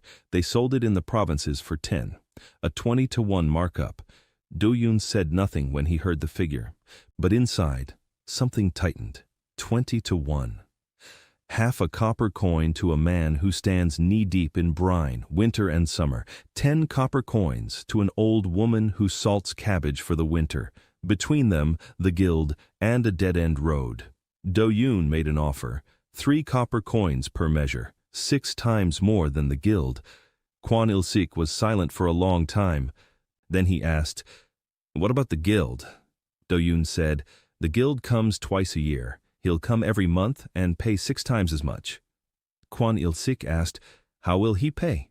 Do-yi pointed to the cart. "Coal, pottery, rice, fish, everything a village needs, one that stands in the middle of a salty wasteland where nothing grows." Kwon Il-sik looked at the rice, then at the coal, then at the pots, then at Do-yoon, and said, "How much salt do you need?" Do-yoon replied, "Everything we have." Kwon Il-sik nodded. He led him to the warehouse, a stone shed. Inside were sacks of salt, white, heavy, 100 meters, 200, more. The guild was supposed to arrive in the fall. It didn't. The salt had been sitting idle. Do-yoon loaded up 100 meters, then unloaded all his goods, coal, rice, pottery, fish, everything. 2 metric tons. He traded it all away for 100 meters of salt. By market standards, the exchange was unequal. He gave up more than he received. But this wasn't just the arithmetic of sacks, it was the arithmetic of the route. 100 meters of salt in his valley was worth 1,000 copper coins if sold at 5 each. Half the guild's price. 1,000 copper coins. For a single trip. That was a whole different level. The return trip followed the same route, the old one. Tolsve was tired. He walked slowly. The cart was heavy. 100 meters of salt is 400 kilograms, without doubling the load, along the old road. Du-Yun walked beside him and pulled the rope. He was helping. They stopped at the pass. They rested for an hour. Tolsve lay down. Du-Yun sat beside him. He looked south. There was his valley, 12 villages, 300 people, waiting. Du-Yun stood up. He tugged at Tolsve's reins. The donkey stood up, reluctantly. He flattened one ear. Du-Yun said, "I know, you're tired. Just one more stretch, I promise." Tolsve set off. By sunset, they had descended into the valley. It was 3 li to Sovol. Tolsve could barely walk. Du-Yun pulled the cart behind him, just the two of them and the donkey. The strap cut into his shoulder, his back burned, his hands were numb from the cold. He kept pulling. One step, another step, another. Sovol came into view in the darkness. Lights, smoke, warmth. A lantern was burning by the shed, a small one, an oil lantern. A Reen had hung it there. Du-Yun reached the shed. He let go of the strap. He fell to his knees. Tolsve stopped beside him. He lay down right in the snow. Neither of them moved for a minute. 2, 5. Irin approached. Silently, she draped a blanket over Du-Yun. She brought Tolsve a bucket of warm water. The donkey drank for a long time, thirstily. Du-Yun sat under the blanket, shivering, not from the cold, from exhaustion. He'd traveled 40 li in 2 days, 20 kilometers, with a fully loaded cart, in winter across the mountain pass, alone with the donkey. He was at his limit. In the morning, Du-Yun distributed the salt, 5 measures to each village. 12 villages, 60 measures. He left 40 in the shed, a reserve. 5 copper coins per measure, half the price of the guilds. News of the cheap salt spread in 3 days, like wildfire. People came to Sovol from villages that Du-Yun hadn't yet reached, from Irvan, from Pomok, even from the village beyond the pass. They came with copper coins. They came with goods to trade. They walked through the snow for salt. Because salt is life. Without salt, you can't preserve meat. You can't salt fish. You can't ferment cabbage. You won't survive the winter. Salt was more important than silver in this world. Du-Yun sold it. He kept track.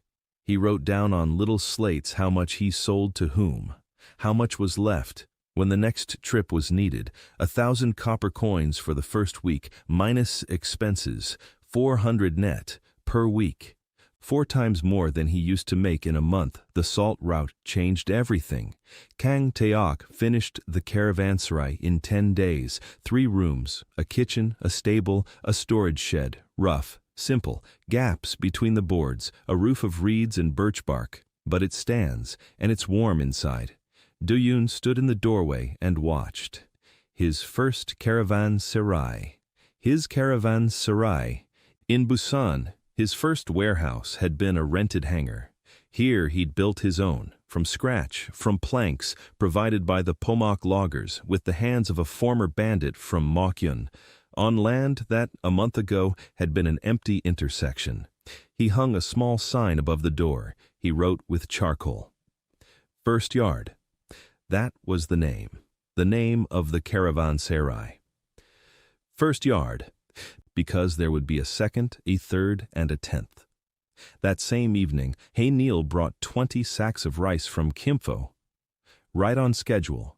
She had already been working for 10 days, flawlessly, in silence. She'd leave early in the morning. She'd return late at night. She'd unload. She'd give a brief report. This much delivered, this much received, this many copper coins.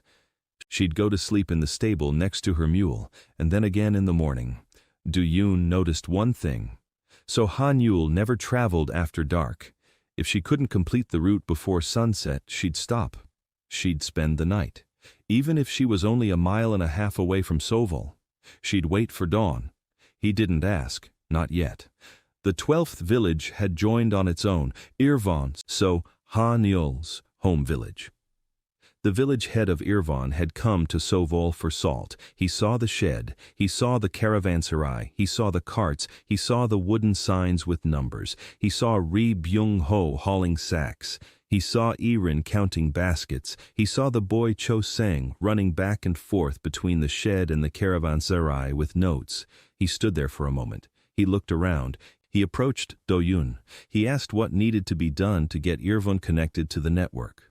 Do-yun replied, "Clear your section of the road up to the main highway, 4 li." The village head nodded. He left. 5 days later, he sent a boy with a note. "The road is clear. We're waiting. 12 villages, the entire valley. Everyone's connected." Do-yun stood by the map he'd drawn on the wall of the caravanserai with charcoal on wood.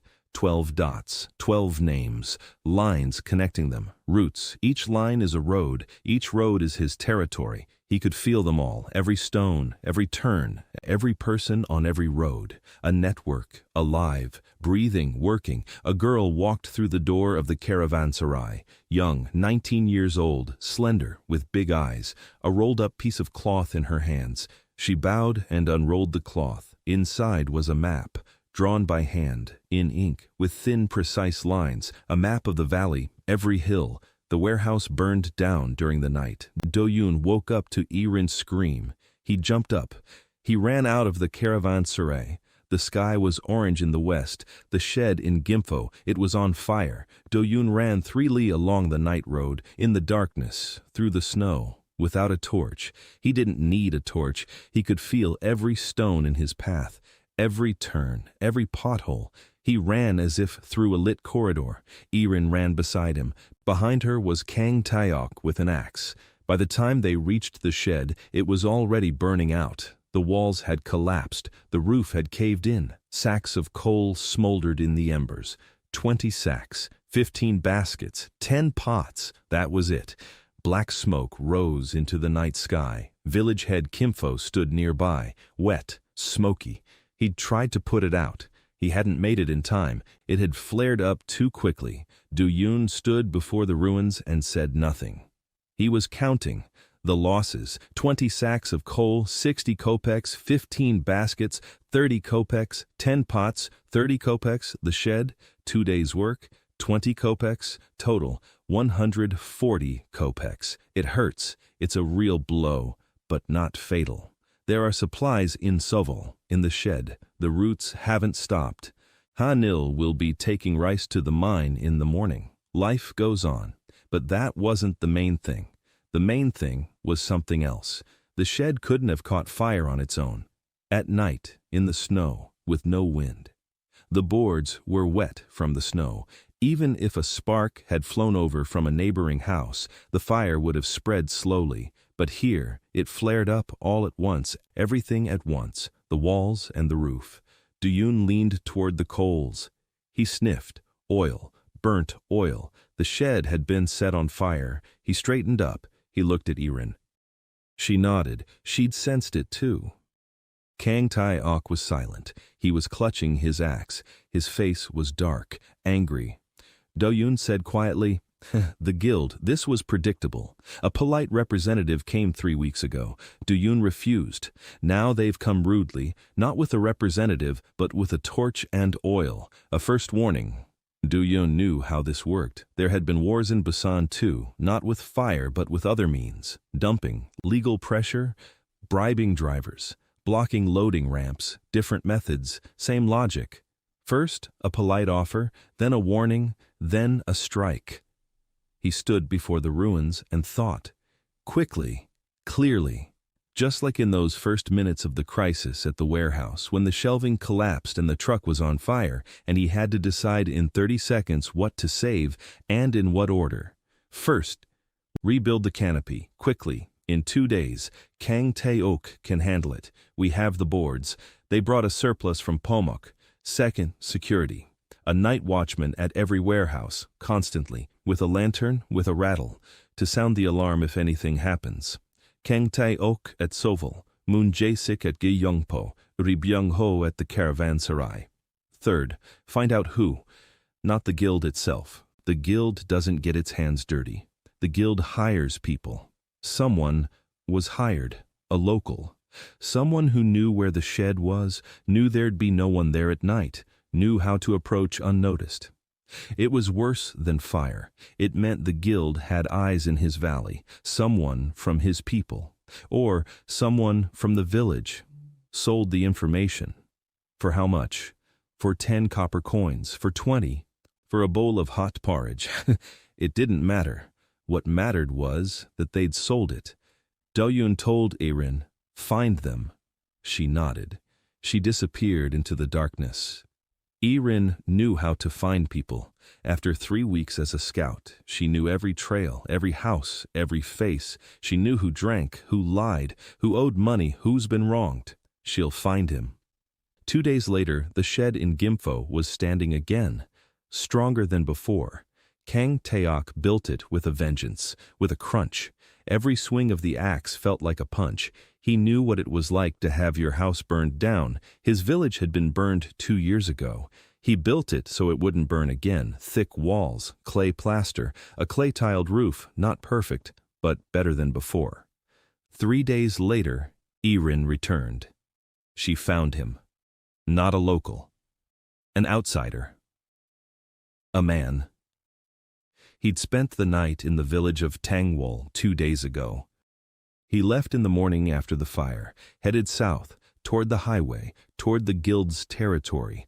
The elderly woman Joan Boksun from Tanwol had seen him. She described him. Not very tall, a scar on his arm. He spoke little. He paid with silver. Silver, not copper. Silver isn't common in these villages. Silver means the guild, or the prince, or the city. Do-yoon memorized it. He made a note of it. He couldn't do anything yet, but he remembered. On the 4th day after the fire, Yu So-yeon arrived. Do-yoon didn't know she was coming. She appeared in the morning, at the threshold of the caravanserai, a young woman, 26 years old, slender, pale. Her hair was tied back in a bun. Her clothes were clean but plain. In her hands she held prayer beads, wooden, old, and worn from long use. She bowed and introduced herself. Yu So-yeon, the daughter of a merchant from Incheon, a city in a neighboring province. Her father had been a merchant 5 years ago, selling silk, tea, and spices. The guild ruined him. They took his shop. They took his house. They took his warehouses. Her father hanged himself. Her mother went to work as a maid for a government official. Her younger brother was sold as an apprentice to a shoemaker. So-yeon wandered for 6 years. She worked, she counted, she had a gift for numbers. She saw numbers the way others see colors, instantly, without error. She could count the sacks in a warehouse with a single glance. She balanced the books in a minute. She could find an error in the accounts that no one else saw. She came because she'd heard about a guy who was trading against the guild. He wants to be hired as an accountant. He knows accounting. He knows trading. He knows how the guild works from the inside, because his father showed him when he was alive. Yoon listened. He watched her, her hands slender, neat, the abacus she held like a weapon, her eyes calm, cold, too calm for someone who had gone through what she had. He'd seen eyes like that in Busan, on people who hadn't come to work, but to wait for the moment. Do-yoon asked directly, why was she really here? So-yeon fell silent for a long time. Then she spoke. She wanted to be there when the guild collapsed, or next to the person who would bring it down, or next to the person through whom she could get to the guild's leader. Do-yoon nodded. He appreciated her honesty. He asked another question. She had something in her belt. She always carried it. So-yeon turned pale. Then she slowly pulled a vial from her belt, small, glass, containing a dark liquid, poison. She'd been saving it for 6 years, drop by drop, bit by bit.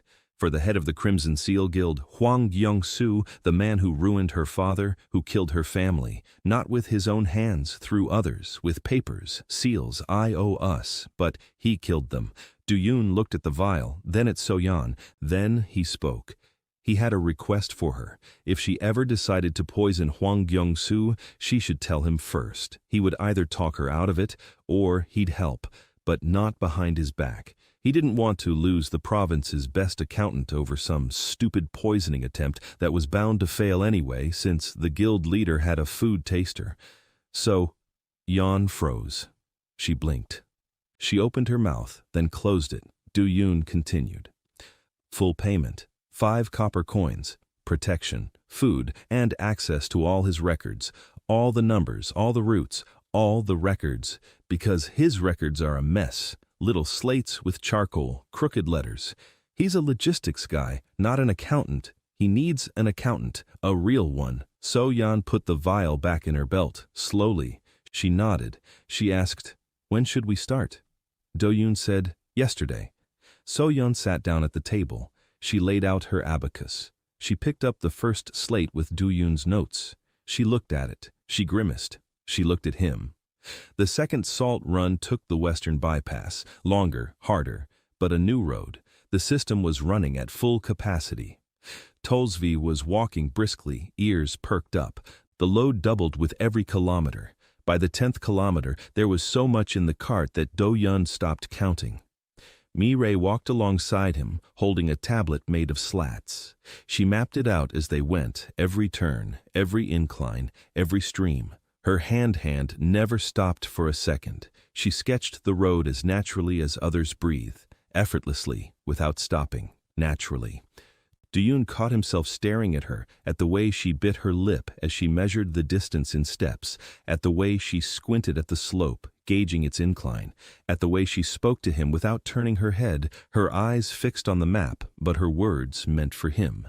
She said that the pass ahead was gentle. They could make it with a loaded cart, but beyond the pass was a ravine, a deep one. They'd need a bridge, or a detour. Do-yoon said, "A detour. Bridges later. The road first." They went around the ravine from the east. Was it a detour?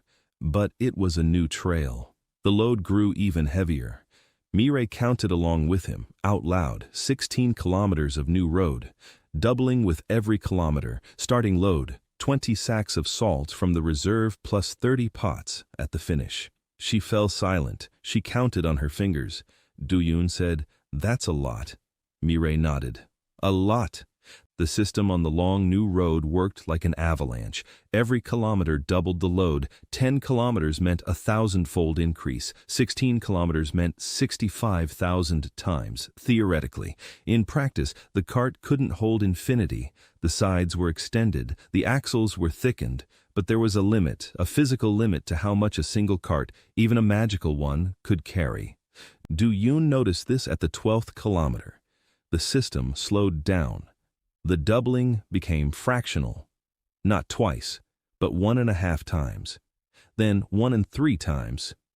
The cart had reached its limit. The ceiling. Do-yoon made a mental note. The limit of a single cart, roughly 5 metric tons. After that, the doubling offsets. So more carts are needed. More donkeys, more carters. Each cart has its own limit. 10 carts meant 50 metric tons on a single trip. 100 carts. He stopped. He looked ahead. At the mountains, at the snow, at the empty road stretching off into the horizon.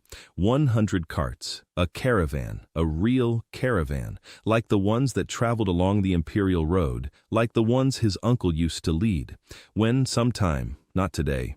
Today he had 1 cart and 1 donkey, and 5 metric tons of goods, and that was enough. They reached the Salt Lakes by evening. Kwon Il-sik greeted them with surprise. He hadn't expected them until next month. Do-yoon said he'd arrived early. Demand was high. More salt was needed. Kwon Il-sik nodded. He opened the warehouse. There was plenty of salt, 200 mier.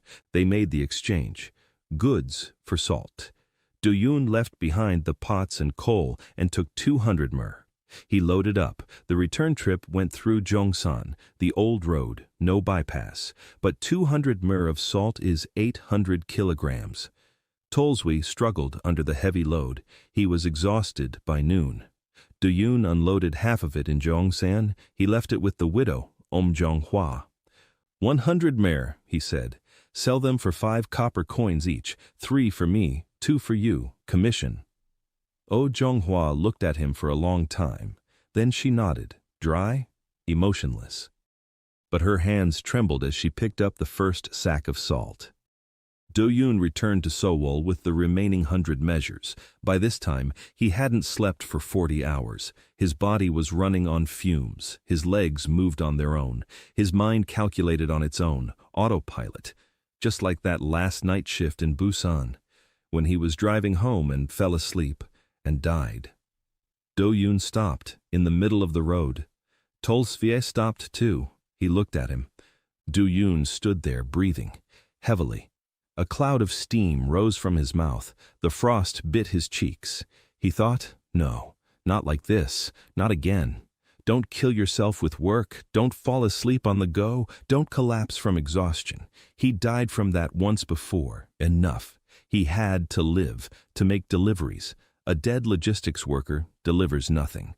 He lay down in the cart, right on top of the sacks of salt. He told Tol-Svie, "Take me." The donkey snorted. He set off, slowly, along the familiar road, until Yoon fell asleep.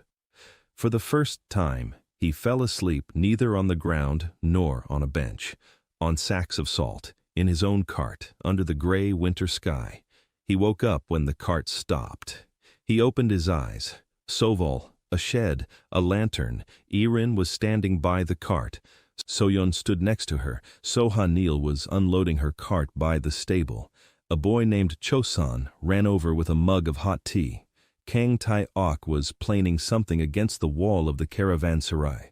Tol-Svie stood there waiting, patiently, as always. Do-yoon sat down. He took the tea from the boy, hot, bitter, herbal. He drank it. He looked at his people. He said, "We need to talk." That evening they gathered at the caravanserai. All together for the first time, Do-yoon, Irin, Kang Tai-ok, Moon Jae-sik, Ri Byung-ho, So-ha-neul, Jong Mi-rae, Yoo So-yeon, and the boy Cho-song, who sat in the corner and listened. Tol-su stood by the door, one ear inside, the other outside, keeping watch, or listening, or both. Do-yoon spread Mi-rae's map out on the floor, a large one, a detailed one. The entire valley, 12 villages, 9 routes, all marked. So-yeon placed the tally boards next to it, columns of numbers, neat, precise. Do-yoon began to speak. He spoke of things they didn't know, about how the Crimson Seal Guild had already noticed them, that the fire in Kimpo was the first warning, that there would be a second and a third, and then it wouldn't be a fire. There would be people with weapons, or hungry bandits on a mission, or an official with the prince's seal and a decree against illegal trade. He spoke quietly, calmly, just like at the morning meeting in Busan. Facts, figures, predictions, no panic, no drama. Mi-rae listened with her mouth agape. So-yeon was calculating something on her abacus. So-ha-neul sat with a stony expression. Irin was sharpening a knife. Kang Tai-ok was clenching his fists. Do-yoon spoke. 12 villages in the valley, 300 people. Everyone depends on his roots. If the guild cuts the roots, people will freeze again, and starve, and die. He can't let that happen. That's why he needs to grow. Faster than the guild can crack down, he needs 3 things. First, 2 more carts, with drivers, so the routes can run in parallel. Right now, So-ha-neul is handling one route, he's handling another. 2 at the same time. We need 4, at least. Second, a connection to the neighboring valley, beyond the Western Pass. They have their own villages there, their own problems, their own shortages. If he connects the 2 valleys, his network will double. 24 villages instead of 12. 600 people instead of 300. It'll be twice as hard for the guild to put pressure on him. Third, an ally. Someone with clout, with a reputation, someone who'll protect him from the prince. The provincial prince is in the guild's pocket. If the prince declares his trade illegal, not even 12 villages will help. He needs someone who will say no to the prince. So-yeon looked up from her accounts. She said she knew someone, in a neighboring province, a merchant, a former one, also ruined by the guild, but not broken. He lives quietly. He trades on a small scale. He hates the guild with the quiet hatred of a man who knows how to wait. His name is Ryu Tae-ho.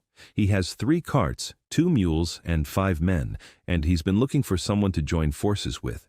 Do-yoon looked at So-yeon and asked how she knew him. So-yeon paused. She said, "My father knew him. They were partners until they went bankrupt." Do-yoon nodded. He asked if he could be trusted. So-yeon said, "No, you can't trust anyone, but you can work with him because he has the same enemy."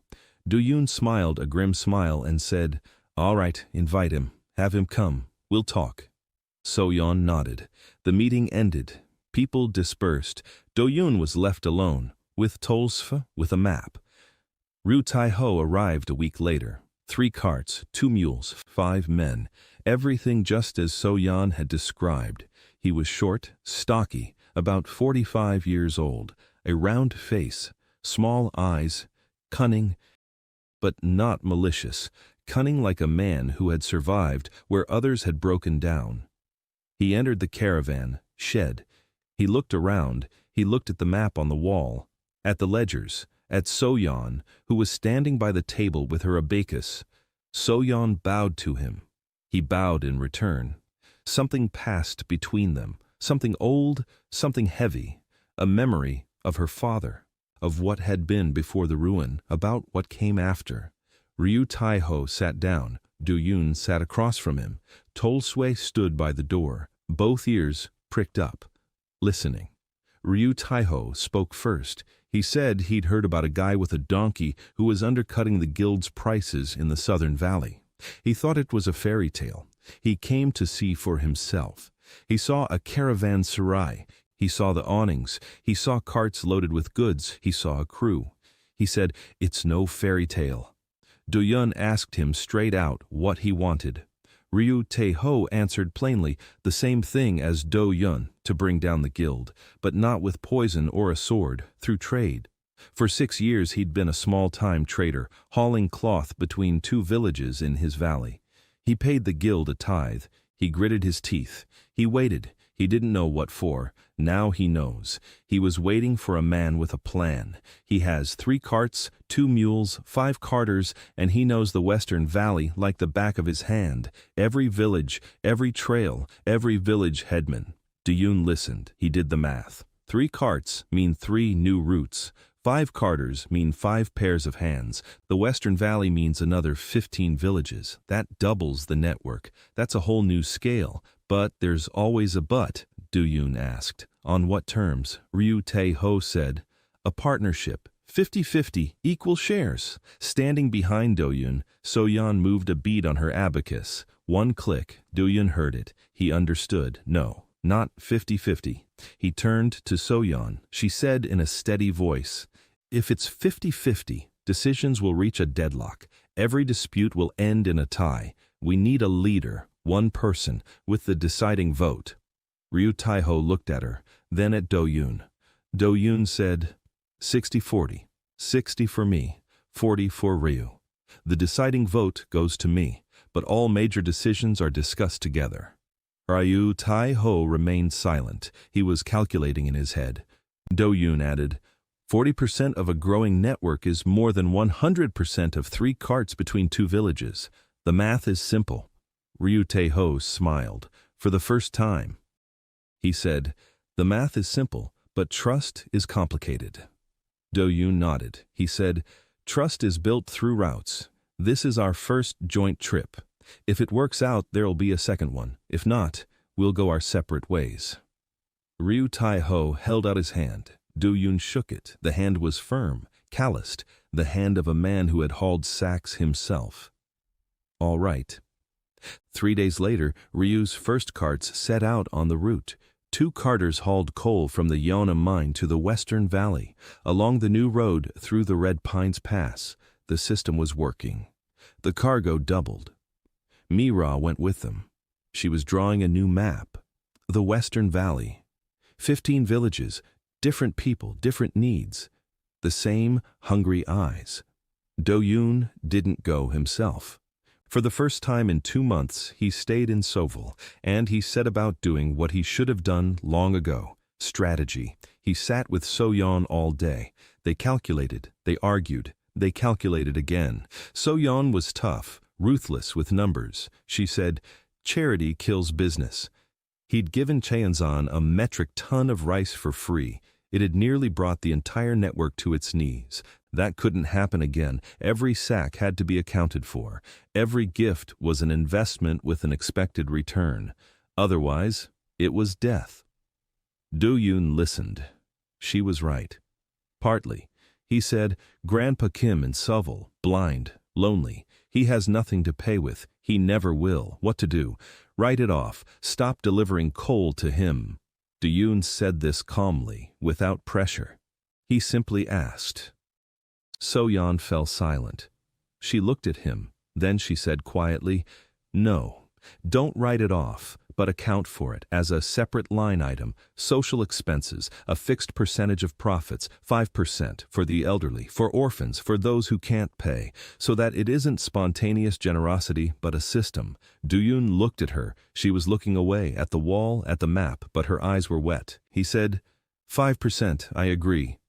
So-yeon wrote it down on the clipboard. Social expenses, 5% of net profit.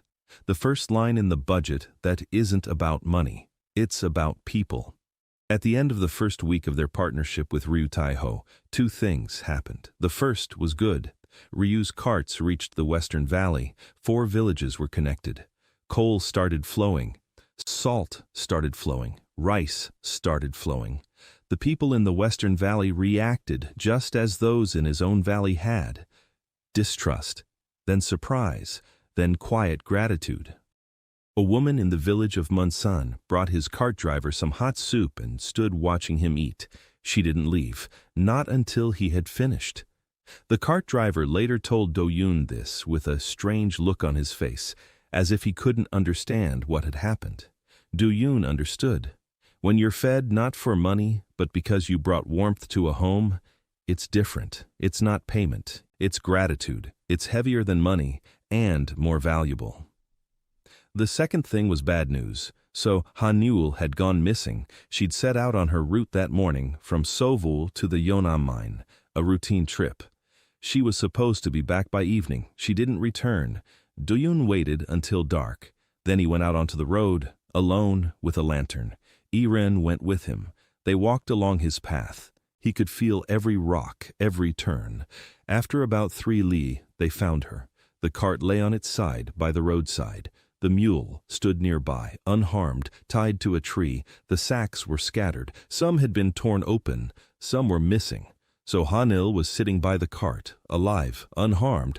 No wounds, but she wasn't moving. She sat with her arms wrapped around her knees, her face hidden, her body trembling. Do-yoon approached. He sat down beside her. He didn't touch her. He didn't speak. He just sat there. Iren stood to the side, silent. A minute later, So-han-il spoke. Her voice was muffled, flat. She said, 4 of them. They came out of the forest. In the evening, when the sun went down, she didn't see them. They were in the dark. She can't see in the dark. She hasn't been able to since she was 12, since that evening when her father was killed. Darkness is paralysis. Darkness is hands that grab, screams. Her father's blood on the road. She sat down on the ground and didn't move. They took 4 bags. They could have taken everything. They could have hit her. They didn't. They took 4 and left. She had been sitting there ever since, 3 hours, in the dark. She couldn't get up. Do-yoon was silent. He listened. He looked at her hands. They were trembling, slightly, constantly, not from the cold. Do-yoon stood up. He lifted the cart, gathered the sacks, loaded them, turned to So-han-il, reached out his hand. She looked at his hand, then at the lantern on the other side, at the light. She took it. He lifted her up, led her to the cart, sat her on the crossbar. Iren led the mule. Do-young walked beside the cart, with the lantern, lighting the way, all the way to Sovol. 3 li. An hour's journey, he walked and shone the light. So Han-yul sat on the cart's bench and didn't move. She stared at the circle of light from the lantern. In Sovol, Do-yoon led her to the caravanserai. He laid her on a bench, covered her with a blanket. She fell asleep instantly, just like that. Du-yun went outside. He stood by the door. He thought. 4 of them. From the forest. In the evening, they knew the route, they knew the time. They knew there was only one cart driver. These weren't random bandits. They were sent. The guild, again. The second strike, the first fire, the second ambush. The third one will be more serious. Du-yun knew this as well as he knew the route chart. Each subsequent strike is stronger than the last. That's how everyone who wants to crush a competitor operates. He walked into the stable. Tolsve was standing in his stall. He wasn't asleep. He was looking at Do-yun. Do-yun sat down next to him. He leaned against the wall. He spoke quietly. "I need a plan." Tolsve turned his ear. Do-yun said, "I can't fight the guild openly. They have people, money, weapons, a prince. I have a donkey, carts, and 12 villages. No, 27.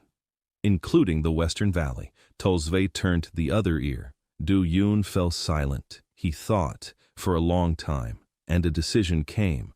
Not with a thunderclap, not with a flash of insight. Quietly. Just as his best decisions always came in Busan, when he'd fall asleep over his charts and wake up in the morning to see a route that had been invisible the night before. Don't fight, don't attack, don't defend, go around, a road, a new one, bypassing the guild's territory, through the mountains, through the valleys, past their outposts, past their warehouses, past their watchful eyes. Build a network that doesn't intersect with the guild's network, a parallel one, our own.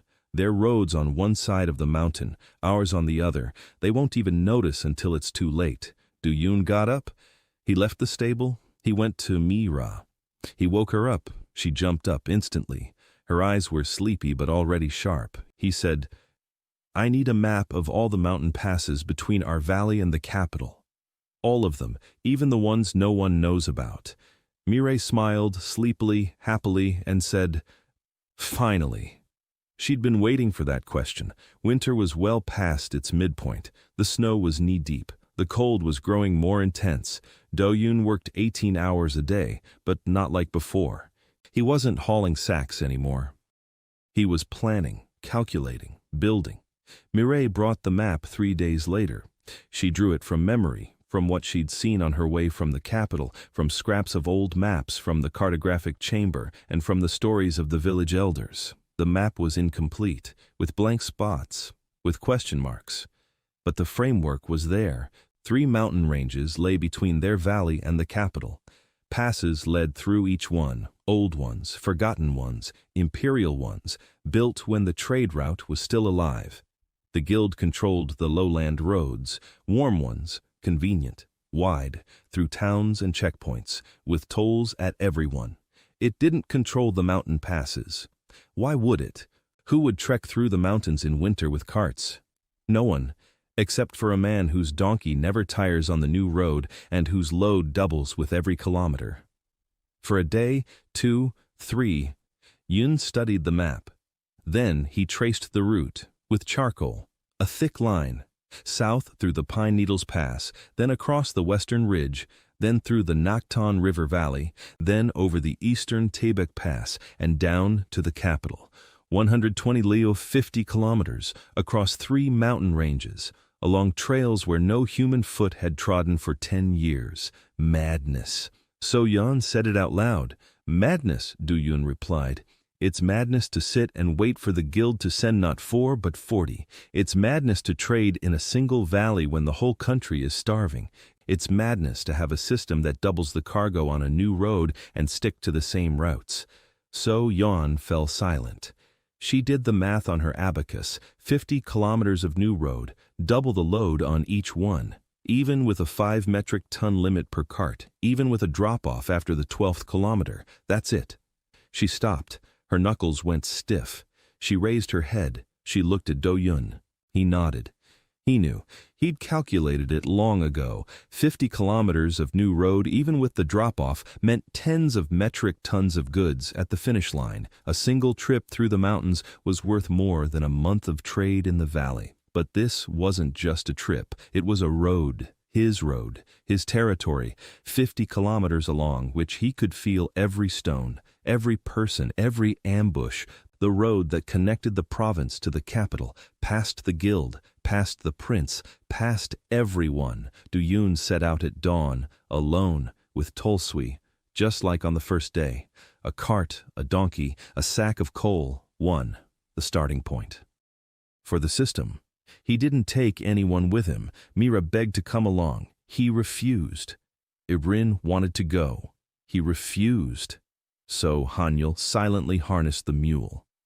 He shook his head. He had to make this journey alone, because the road chooses the one who walks it first, and because he didn't know what awaited him beyond the pass. Maybe nothing, maybe death. He didn't want to put them at risk. So Hanyul stood at the gate of the Ravansaray and watched him leave. Doyun turned around. She stood upright, her hands at her sides, her face stony, but her lips pressed together, white. He said, "I'll be back in a week." She nodded once. Doyun turned and set off. The first 2 days were familiar. To the Pine Needles Pass, to Nampo, to the western edge of his map. Beyond that lay the unknown. Mireille had drawn a dotted line, roughly, based on stories, from memory. A mountain range rose before him like a wall, gray, snow-covered. The trail led upward, narrow, barely visible. Doyun set off. Tosve walked beside him, ears pricked up, alert, a new path, their agreement. The system was counting. 1 sack of coal turned into 2, into 4, into 8. The wagon crawled upward. The sides grew higher. The axles thickened. Snow crunched under the wheels. The wind howled. The cold cut into his face. On the 3rd day, he crossed the first ridge. He descended into the valley of the Nakton River, and he stopped. Down below lay a village, a small one. 10 houses, no smoke, not from a single chimney. Doyun made his way down quickly.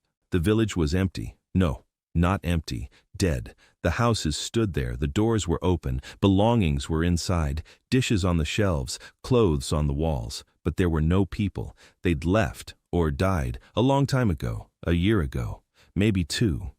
He went into one of the houses. There was a bowl on the table, empty, a spoon next to it.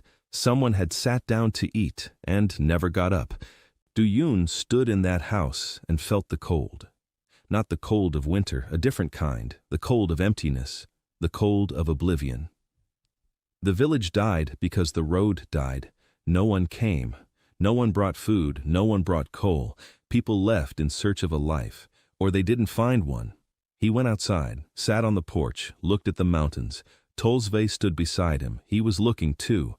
Duyun said quietly, "That's why I'm going, so this never happens again." Tolsve pressed his muzzle against Doyun's shoulder. Heavy, warm. Spring arrived like an explosion. The snow melted in 3 days. Streams burst their banks. The roads turned into rivers of mud. The carts got stuck up to their axles. Tolsve churned the mud with his hooves and looked at Doyun with an expression of deep condemnation. But the work didn't stop. Over the winter, the network had doubled in size. 12 villages in their own valley. 15 in the western valley of Ryu Tai Ho. 3 on the eastern slope of Tibet. 30 villages, 800 people. 7 carts, 12 workers, 2 warehouses, 2 caravanserais, 1 under construction at the Tibet Pass, and the road, long, secret, through the mountains, his road, his territory, 50 kilometers along which he could feel every stone. So Yon was balancing the books for the winter. Revenue, 21,000 copper coins, expenses, 15,000, net profit, 6,000, profit margin, 29%. Almost 30, she said. Good, but not enough. Duyun nodded. He knew. 6,000 copper coins is 600 sacks of grain, or 300 measures of salt. It sounds like a lot. For one person, it's a fortune. For a network of 30 villages, it's 3 months' work. No more. We need a breakthrough. Duyun found it where he least expected. In the army. Or rather, the army found him. In the 3rd week of spring, a horseman arrived in Soval, a soldier, in leather armor, with a sword, a young officer from the garrison on the northern border. He didn't come to trade. He came to ask for help. The garrison hadn't received provisions for 2 months. Army quartermasters were sitting in the capital, filling out paperwork. Supply convoys were getting stuck on the guild's trade routes. The guild was raising prices. The army wasn't paying. A vicious cycle. Soldiers on the border were eating tree bark and boiling their boots. The officer had heard that in the southern valley there was a man who transported goods quickly and cheaply. Could he deliver grain and salt to the northern outpost? 500 sacks of grain, 200 measures of salt, through the mountains, through guild territory, all the way. Do-yoon listened. He did the math. 500 sacks. That's 10 metric tons, 2 carts over the mountains, or 1 using the new road, 200 measures of salt, another metric ton, the route, through Taebaek, then north, another 30 li on the new road. Through territory he knew nothing about. Do-yoon asked, "How will they pay?" The officer replied, "With silver, army silver, with the regent's seal." Do-yoon looked at So-yeon. So-yeon looked at him. In her eyes, he read exactly what he himself was thinking. An army contract. This isn't trade. It's politics. It's protection. If he supplies the army, he's no longer just a merchant with a donkey. He's a military supplier, with a seal, with a document. And the guild can't touch a military supplier without consequences. It's a shield, Do-yoon told the officer. He'll deliver it. In 3 weeks, the officer bowed deeply, the way one bows to someone who saves a life, and he left. Do-yoon gathered his team. He explained, it was the largest order, the most important one, the riskiest, 500 sacks and 200 measures across the mountains to the northern border. If they succeeded, they'd get an army contract, protection from the guild, and a new route to the north. If they failed... He didn't say what would happen if they failed. Everyone already knew. The next 3 weeks were the hardest. Do-yoon led the caravan himself. 5 carts, 3 of his, 2 belonging to Ryu Tai-ho, 12 people. That was everyone, except for Seo-yeon, who stayed behind in Soval to keep the accounts, and Cho-san, who ran back and forth between villages with messages. The route went through Taebaek, then north. A new road, Mirai drew as they went. So Hanyul drove the lead wagon, silently, straight ahead. Through mud and snow, over mountain passes, through the night. So Hanyul now traveled at night. Because after the ambush, Do-yoon did one thing. He built 3 caravanserais along her route, small ones, with lanterns. That burned all night long, and in each one stood one of his men. Kang Tae-ok, Moon Jae-sik, Lee Byung-ho. Light at every point along her route, a man at every turn. She could ride in the dark. Summer brought war, not with swords, with wagon trains. The Crimson Seal Guild realized that polite offers and nighttime arson weren't working. They realized that the guy with the donkey now held the regent's charter. It realized that 30 villages and an army contract meant this wasn't some boy who could be intimidated, and so it turned to the one thing it knew best: trade. Guild leader Hwang Gyong-soo announced a price crash. In every village where Do-yoon had worked, coal, 2 copper coins per sack instead of 8, lower than Do-yoon's price, below cost. Salt, 3 copper coins per measure instead of 10. Grain, 10 per sack instead of 20. Dumping. Do-yoon had seen this dozens of times in Busan. A large company enters a small competitor's territory and sells at a loss for a month, 2, 3, until the small competitor runs out of money. Then it raises prices back up and charges double. The logic is simple. The guild has more money. It can sell at a loss for longer. Do-yoon can't. Every penny counts for him. So Yeon did the math. At the guild's current prices, their margin would drop to 0. In a month, they'd be in the red. In 2 months, they'd have nothing to pay the carters. In 3 months, they'd have nothing to feed their people. Do-yoon sat in the caravanserai and stared at the map. Tolsvay stood by the door, both ears pressed flat against his head. For the first time in a long while, everyone was sitting nearby. The whole team. They were waiting, watching him, Do-yoon thought. For a long time, quietly, and a decision came, not from within, from without, from someone else's memory, from fragments tossed up by the mind of the previous Park Do-yoon, his uncle, the last caravan master. He didn't trade against the guild, he traded around it. He didn't compete on price. He offered what the guild couldn't provide, not goods, a service, not coal, warmth, not grain, satiety, not salt. Life. The guild sells goods, Do-yoon sells a system. The difference is like that between water from a well and tap water. A well might be cheaper, but tap water works every day, without interruptions, without delays, guaranteed. Do-yoon stood up. He said, "We won't lower our prices." Silence. So-yeon raised her eyebrows. Ryu Tai-ho leaned forward. Do-yoon explained, "The guild can sell cheaply for a month or two, but the guild can't come to every village every 2 weeks. It comes whenever it wants. If it comes at all, it doesn't come in the winter, it doesn't come when it rains, it doesn't come when the roads are washed out, but he comes, always, in any weather, every 2 weeks, like clockwork. His carters know every village headman by name. They know how many children each family has. They know whose stove is smoking. They know who needs salt and who needs grain. The guild sells a sack for 2 copper coins, but you don't need that sack tomorrow. You need it in December, when the frost sets in. The guild will come in December, or maybe not. No one knows. But his wagon will come, for sure. Guaranteed, because this isn't just trade, it's a system. Do-yoon turned to village elder Yun, who had come to listen. He asked, "Grandfather, if the guild sells a sack for 2 copper coins and I sell it for 3, but I make deliveries every 2 weeks, while the guild might not show up at all, who will you buy from?"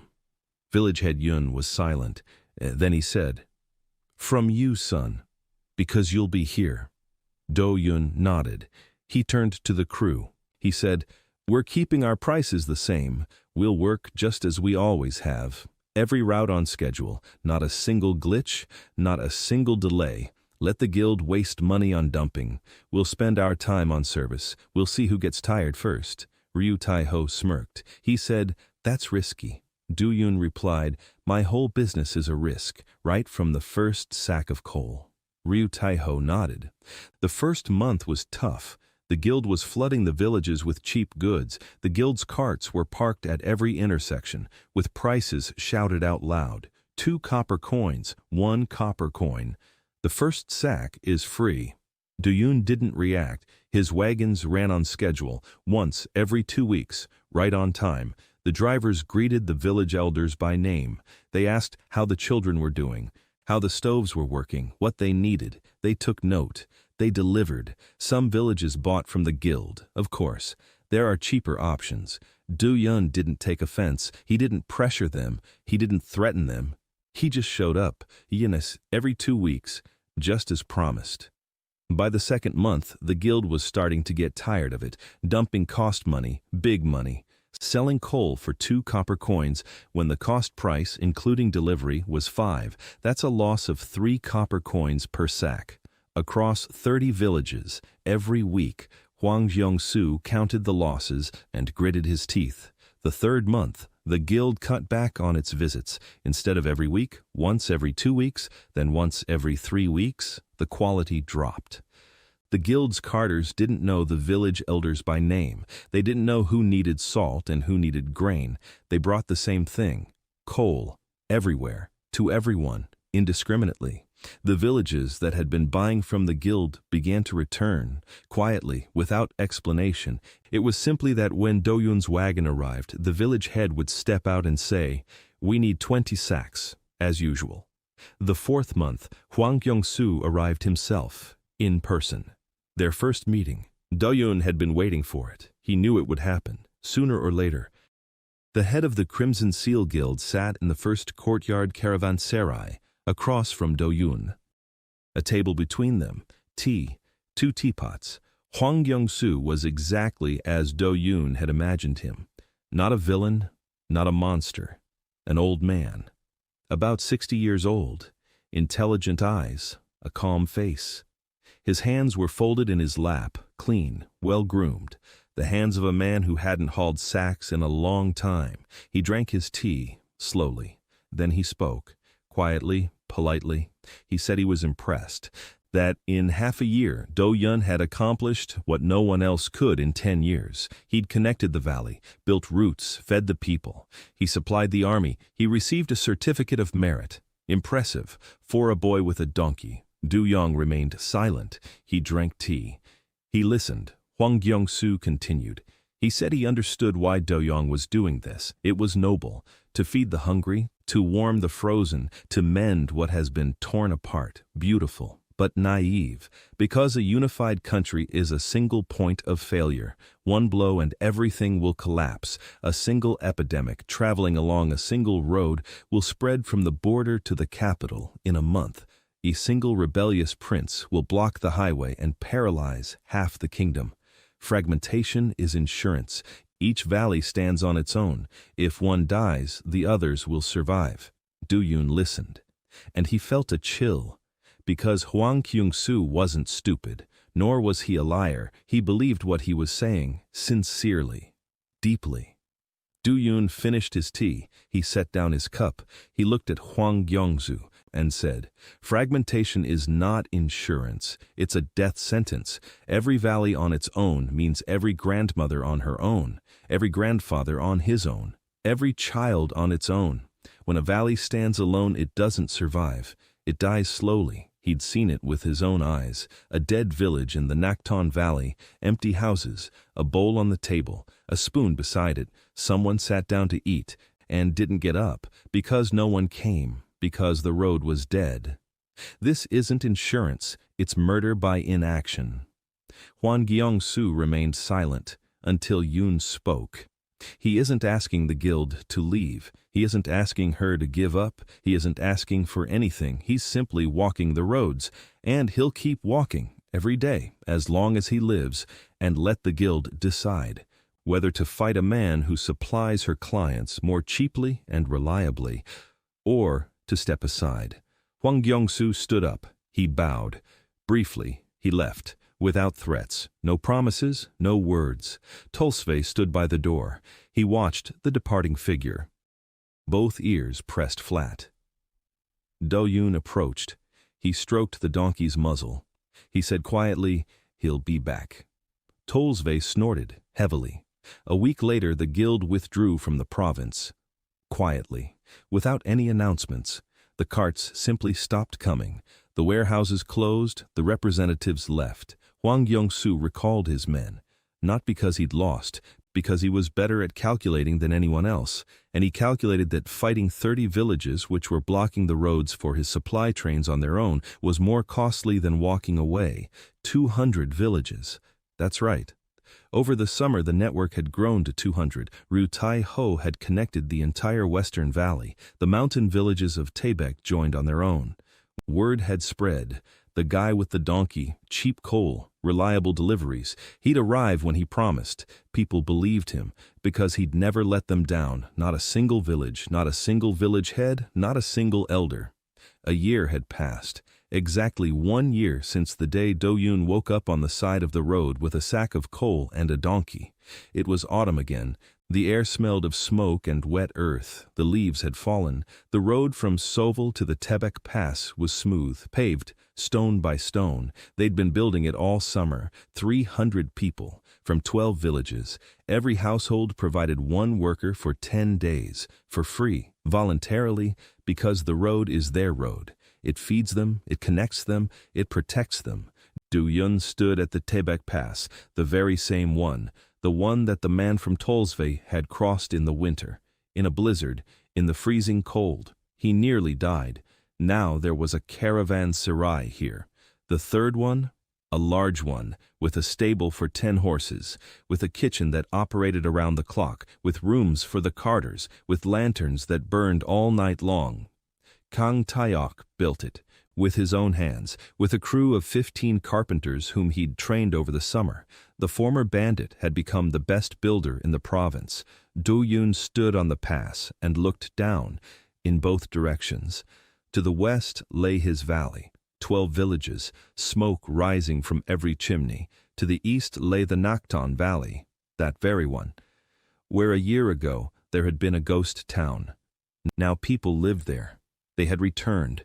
Not all of them, 7 families, but they had returned because the road had come back to life, because the carts were moving again, because it was possible to live there. Everyone stood beside him, so Hanyul sat on the side of her cart. That very one. The first one. The one she'd arrived in Sovol in a year ago. The cart was different, new, sturdy, but the spot was the same. The front seat, her spot.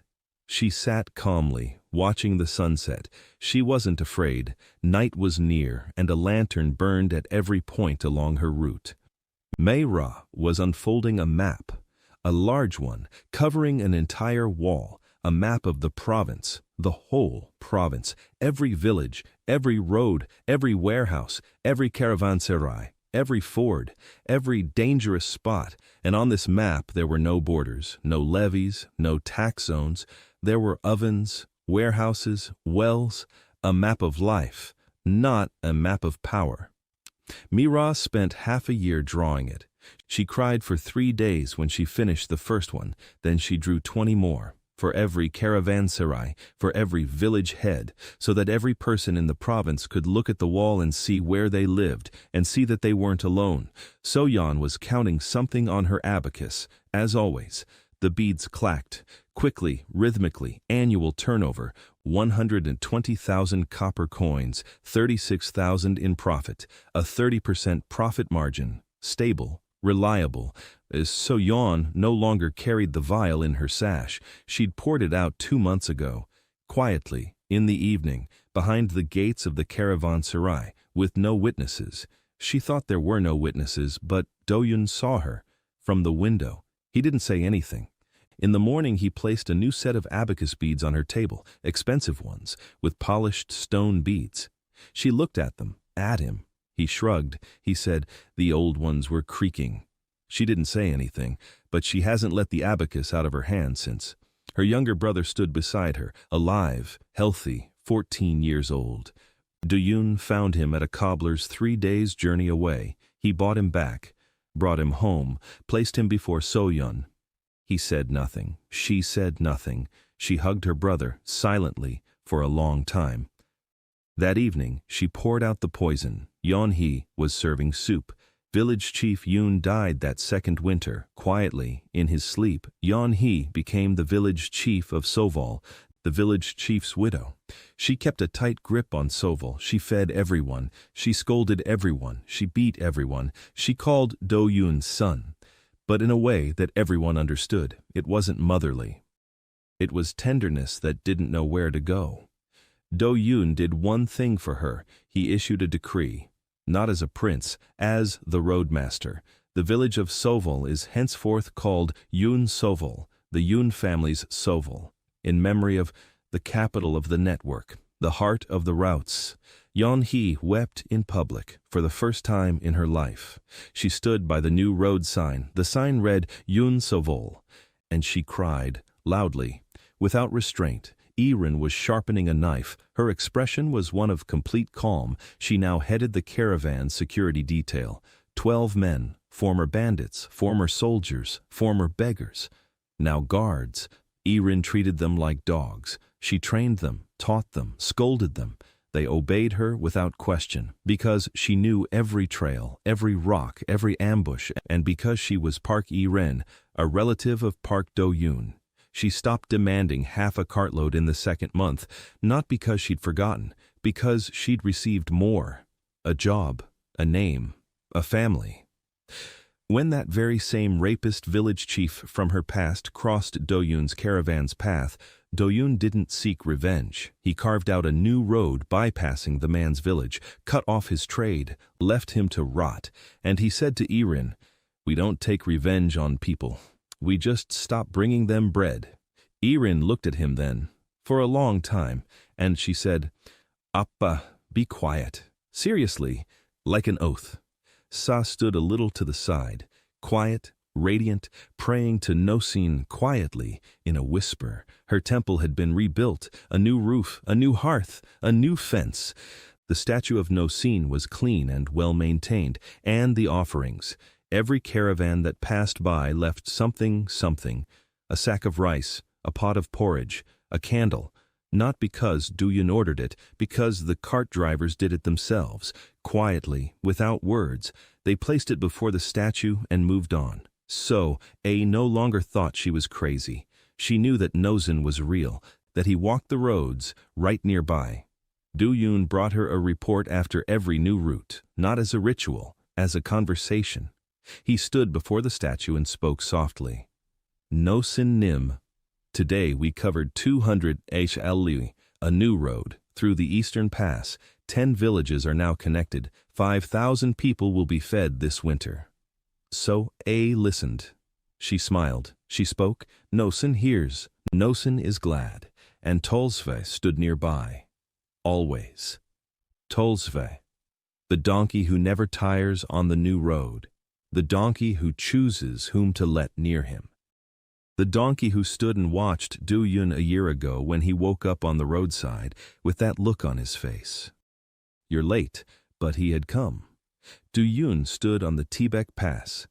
Below lay 12 valleys connected by his roads.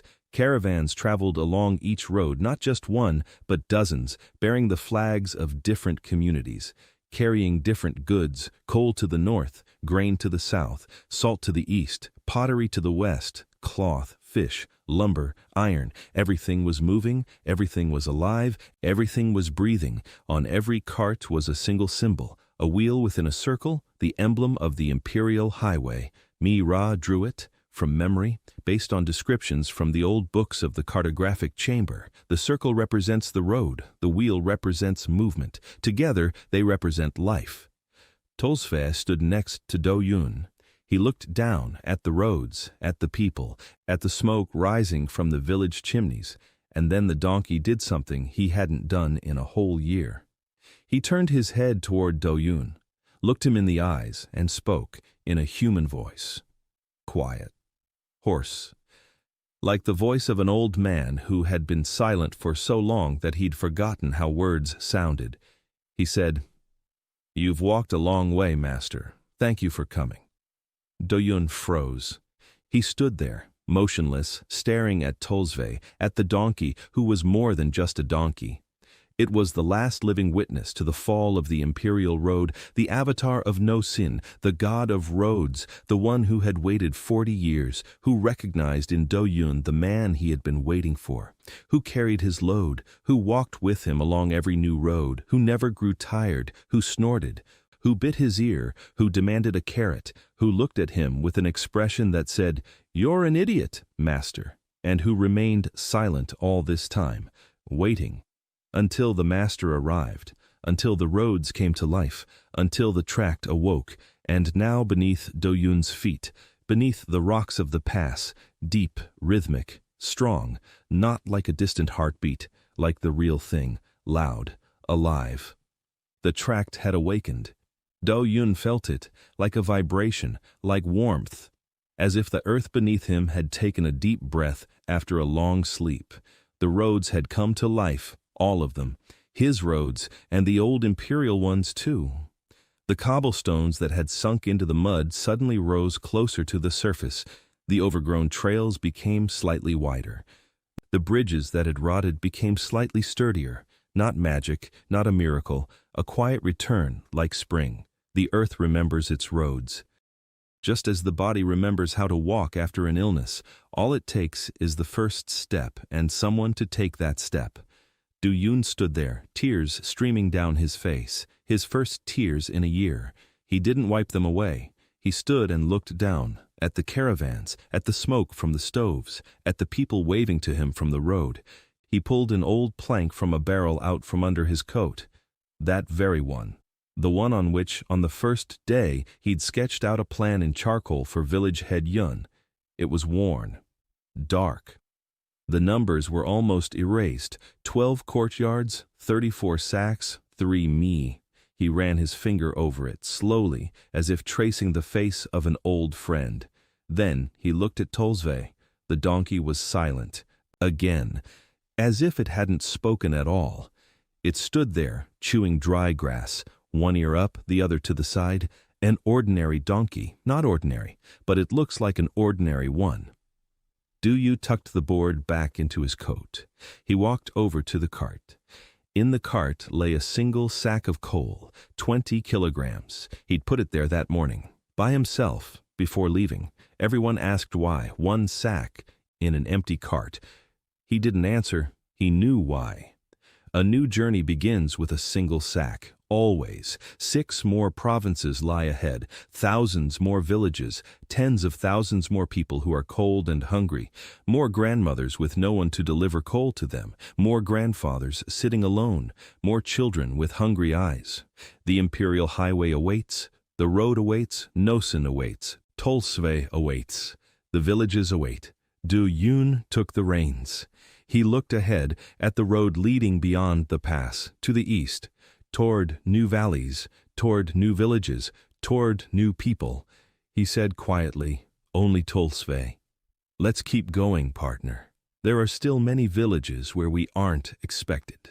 Tolsve turned both ears forward and took his first step down the new road. The cart creaked. The sack of coal swayed slightly. A thought flashed through his mind. Distance covered, 0.1 kilometers. Load, 21 kilograms, just like on the first day. Because a real caravan always starts with a single sack, for one specific old man. Du smiled and kept going.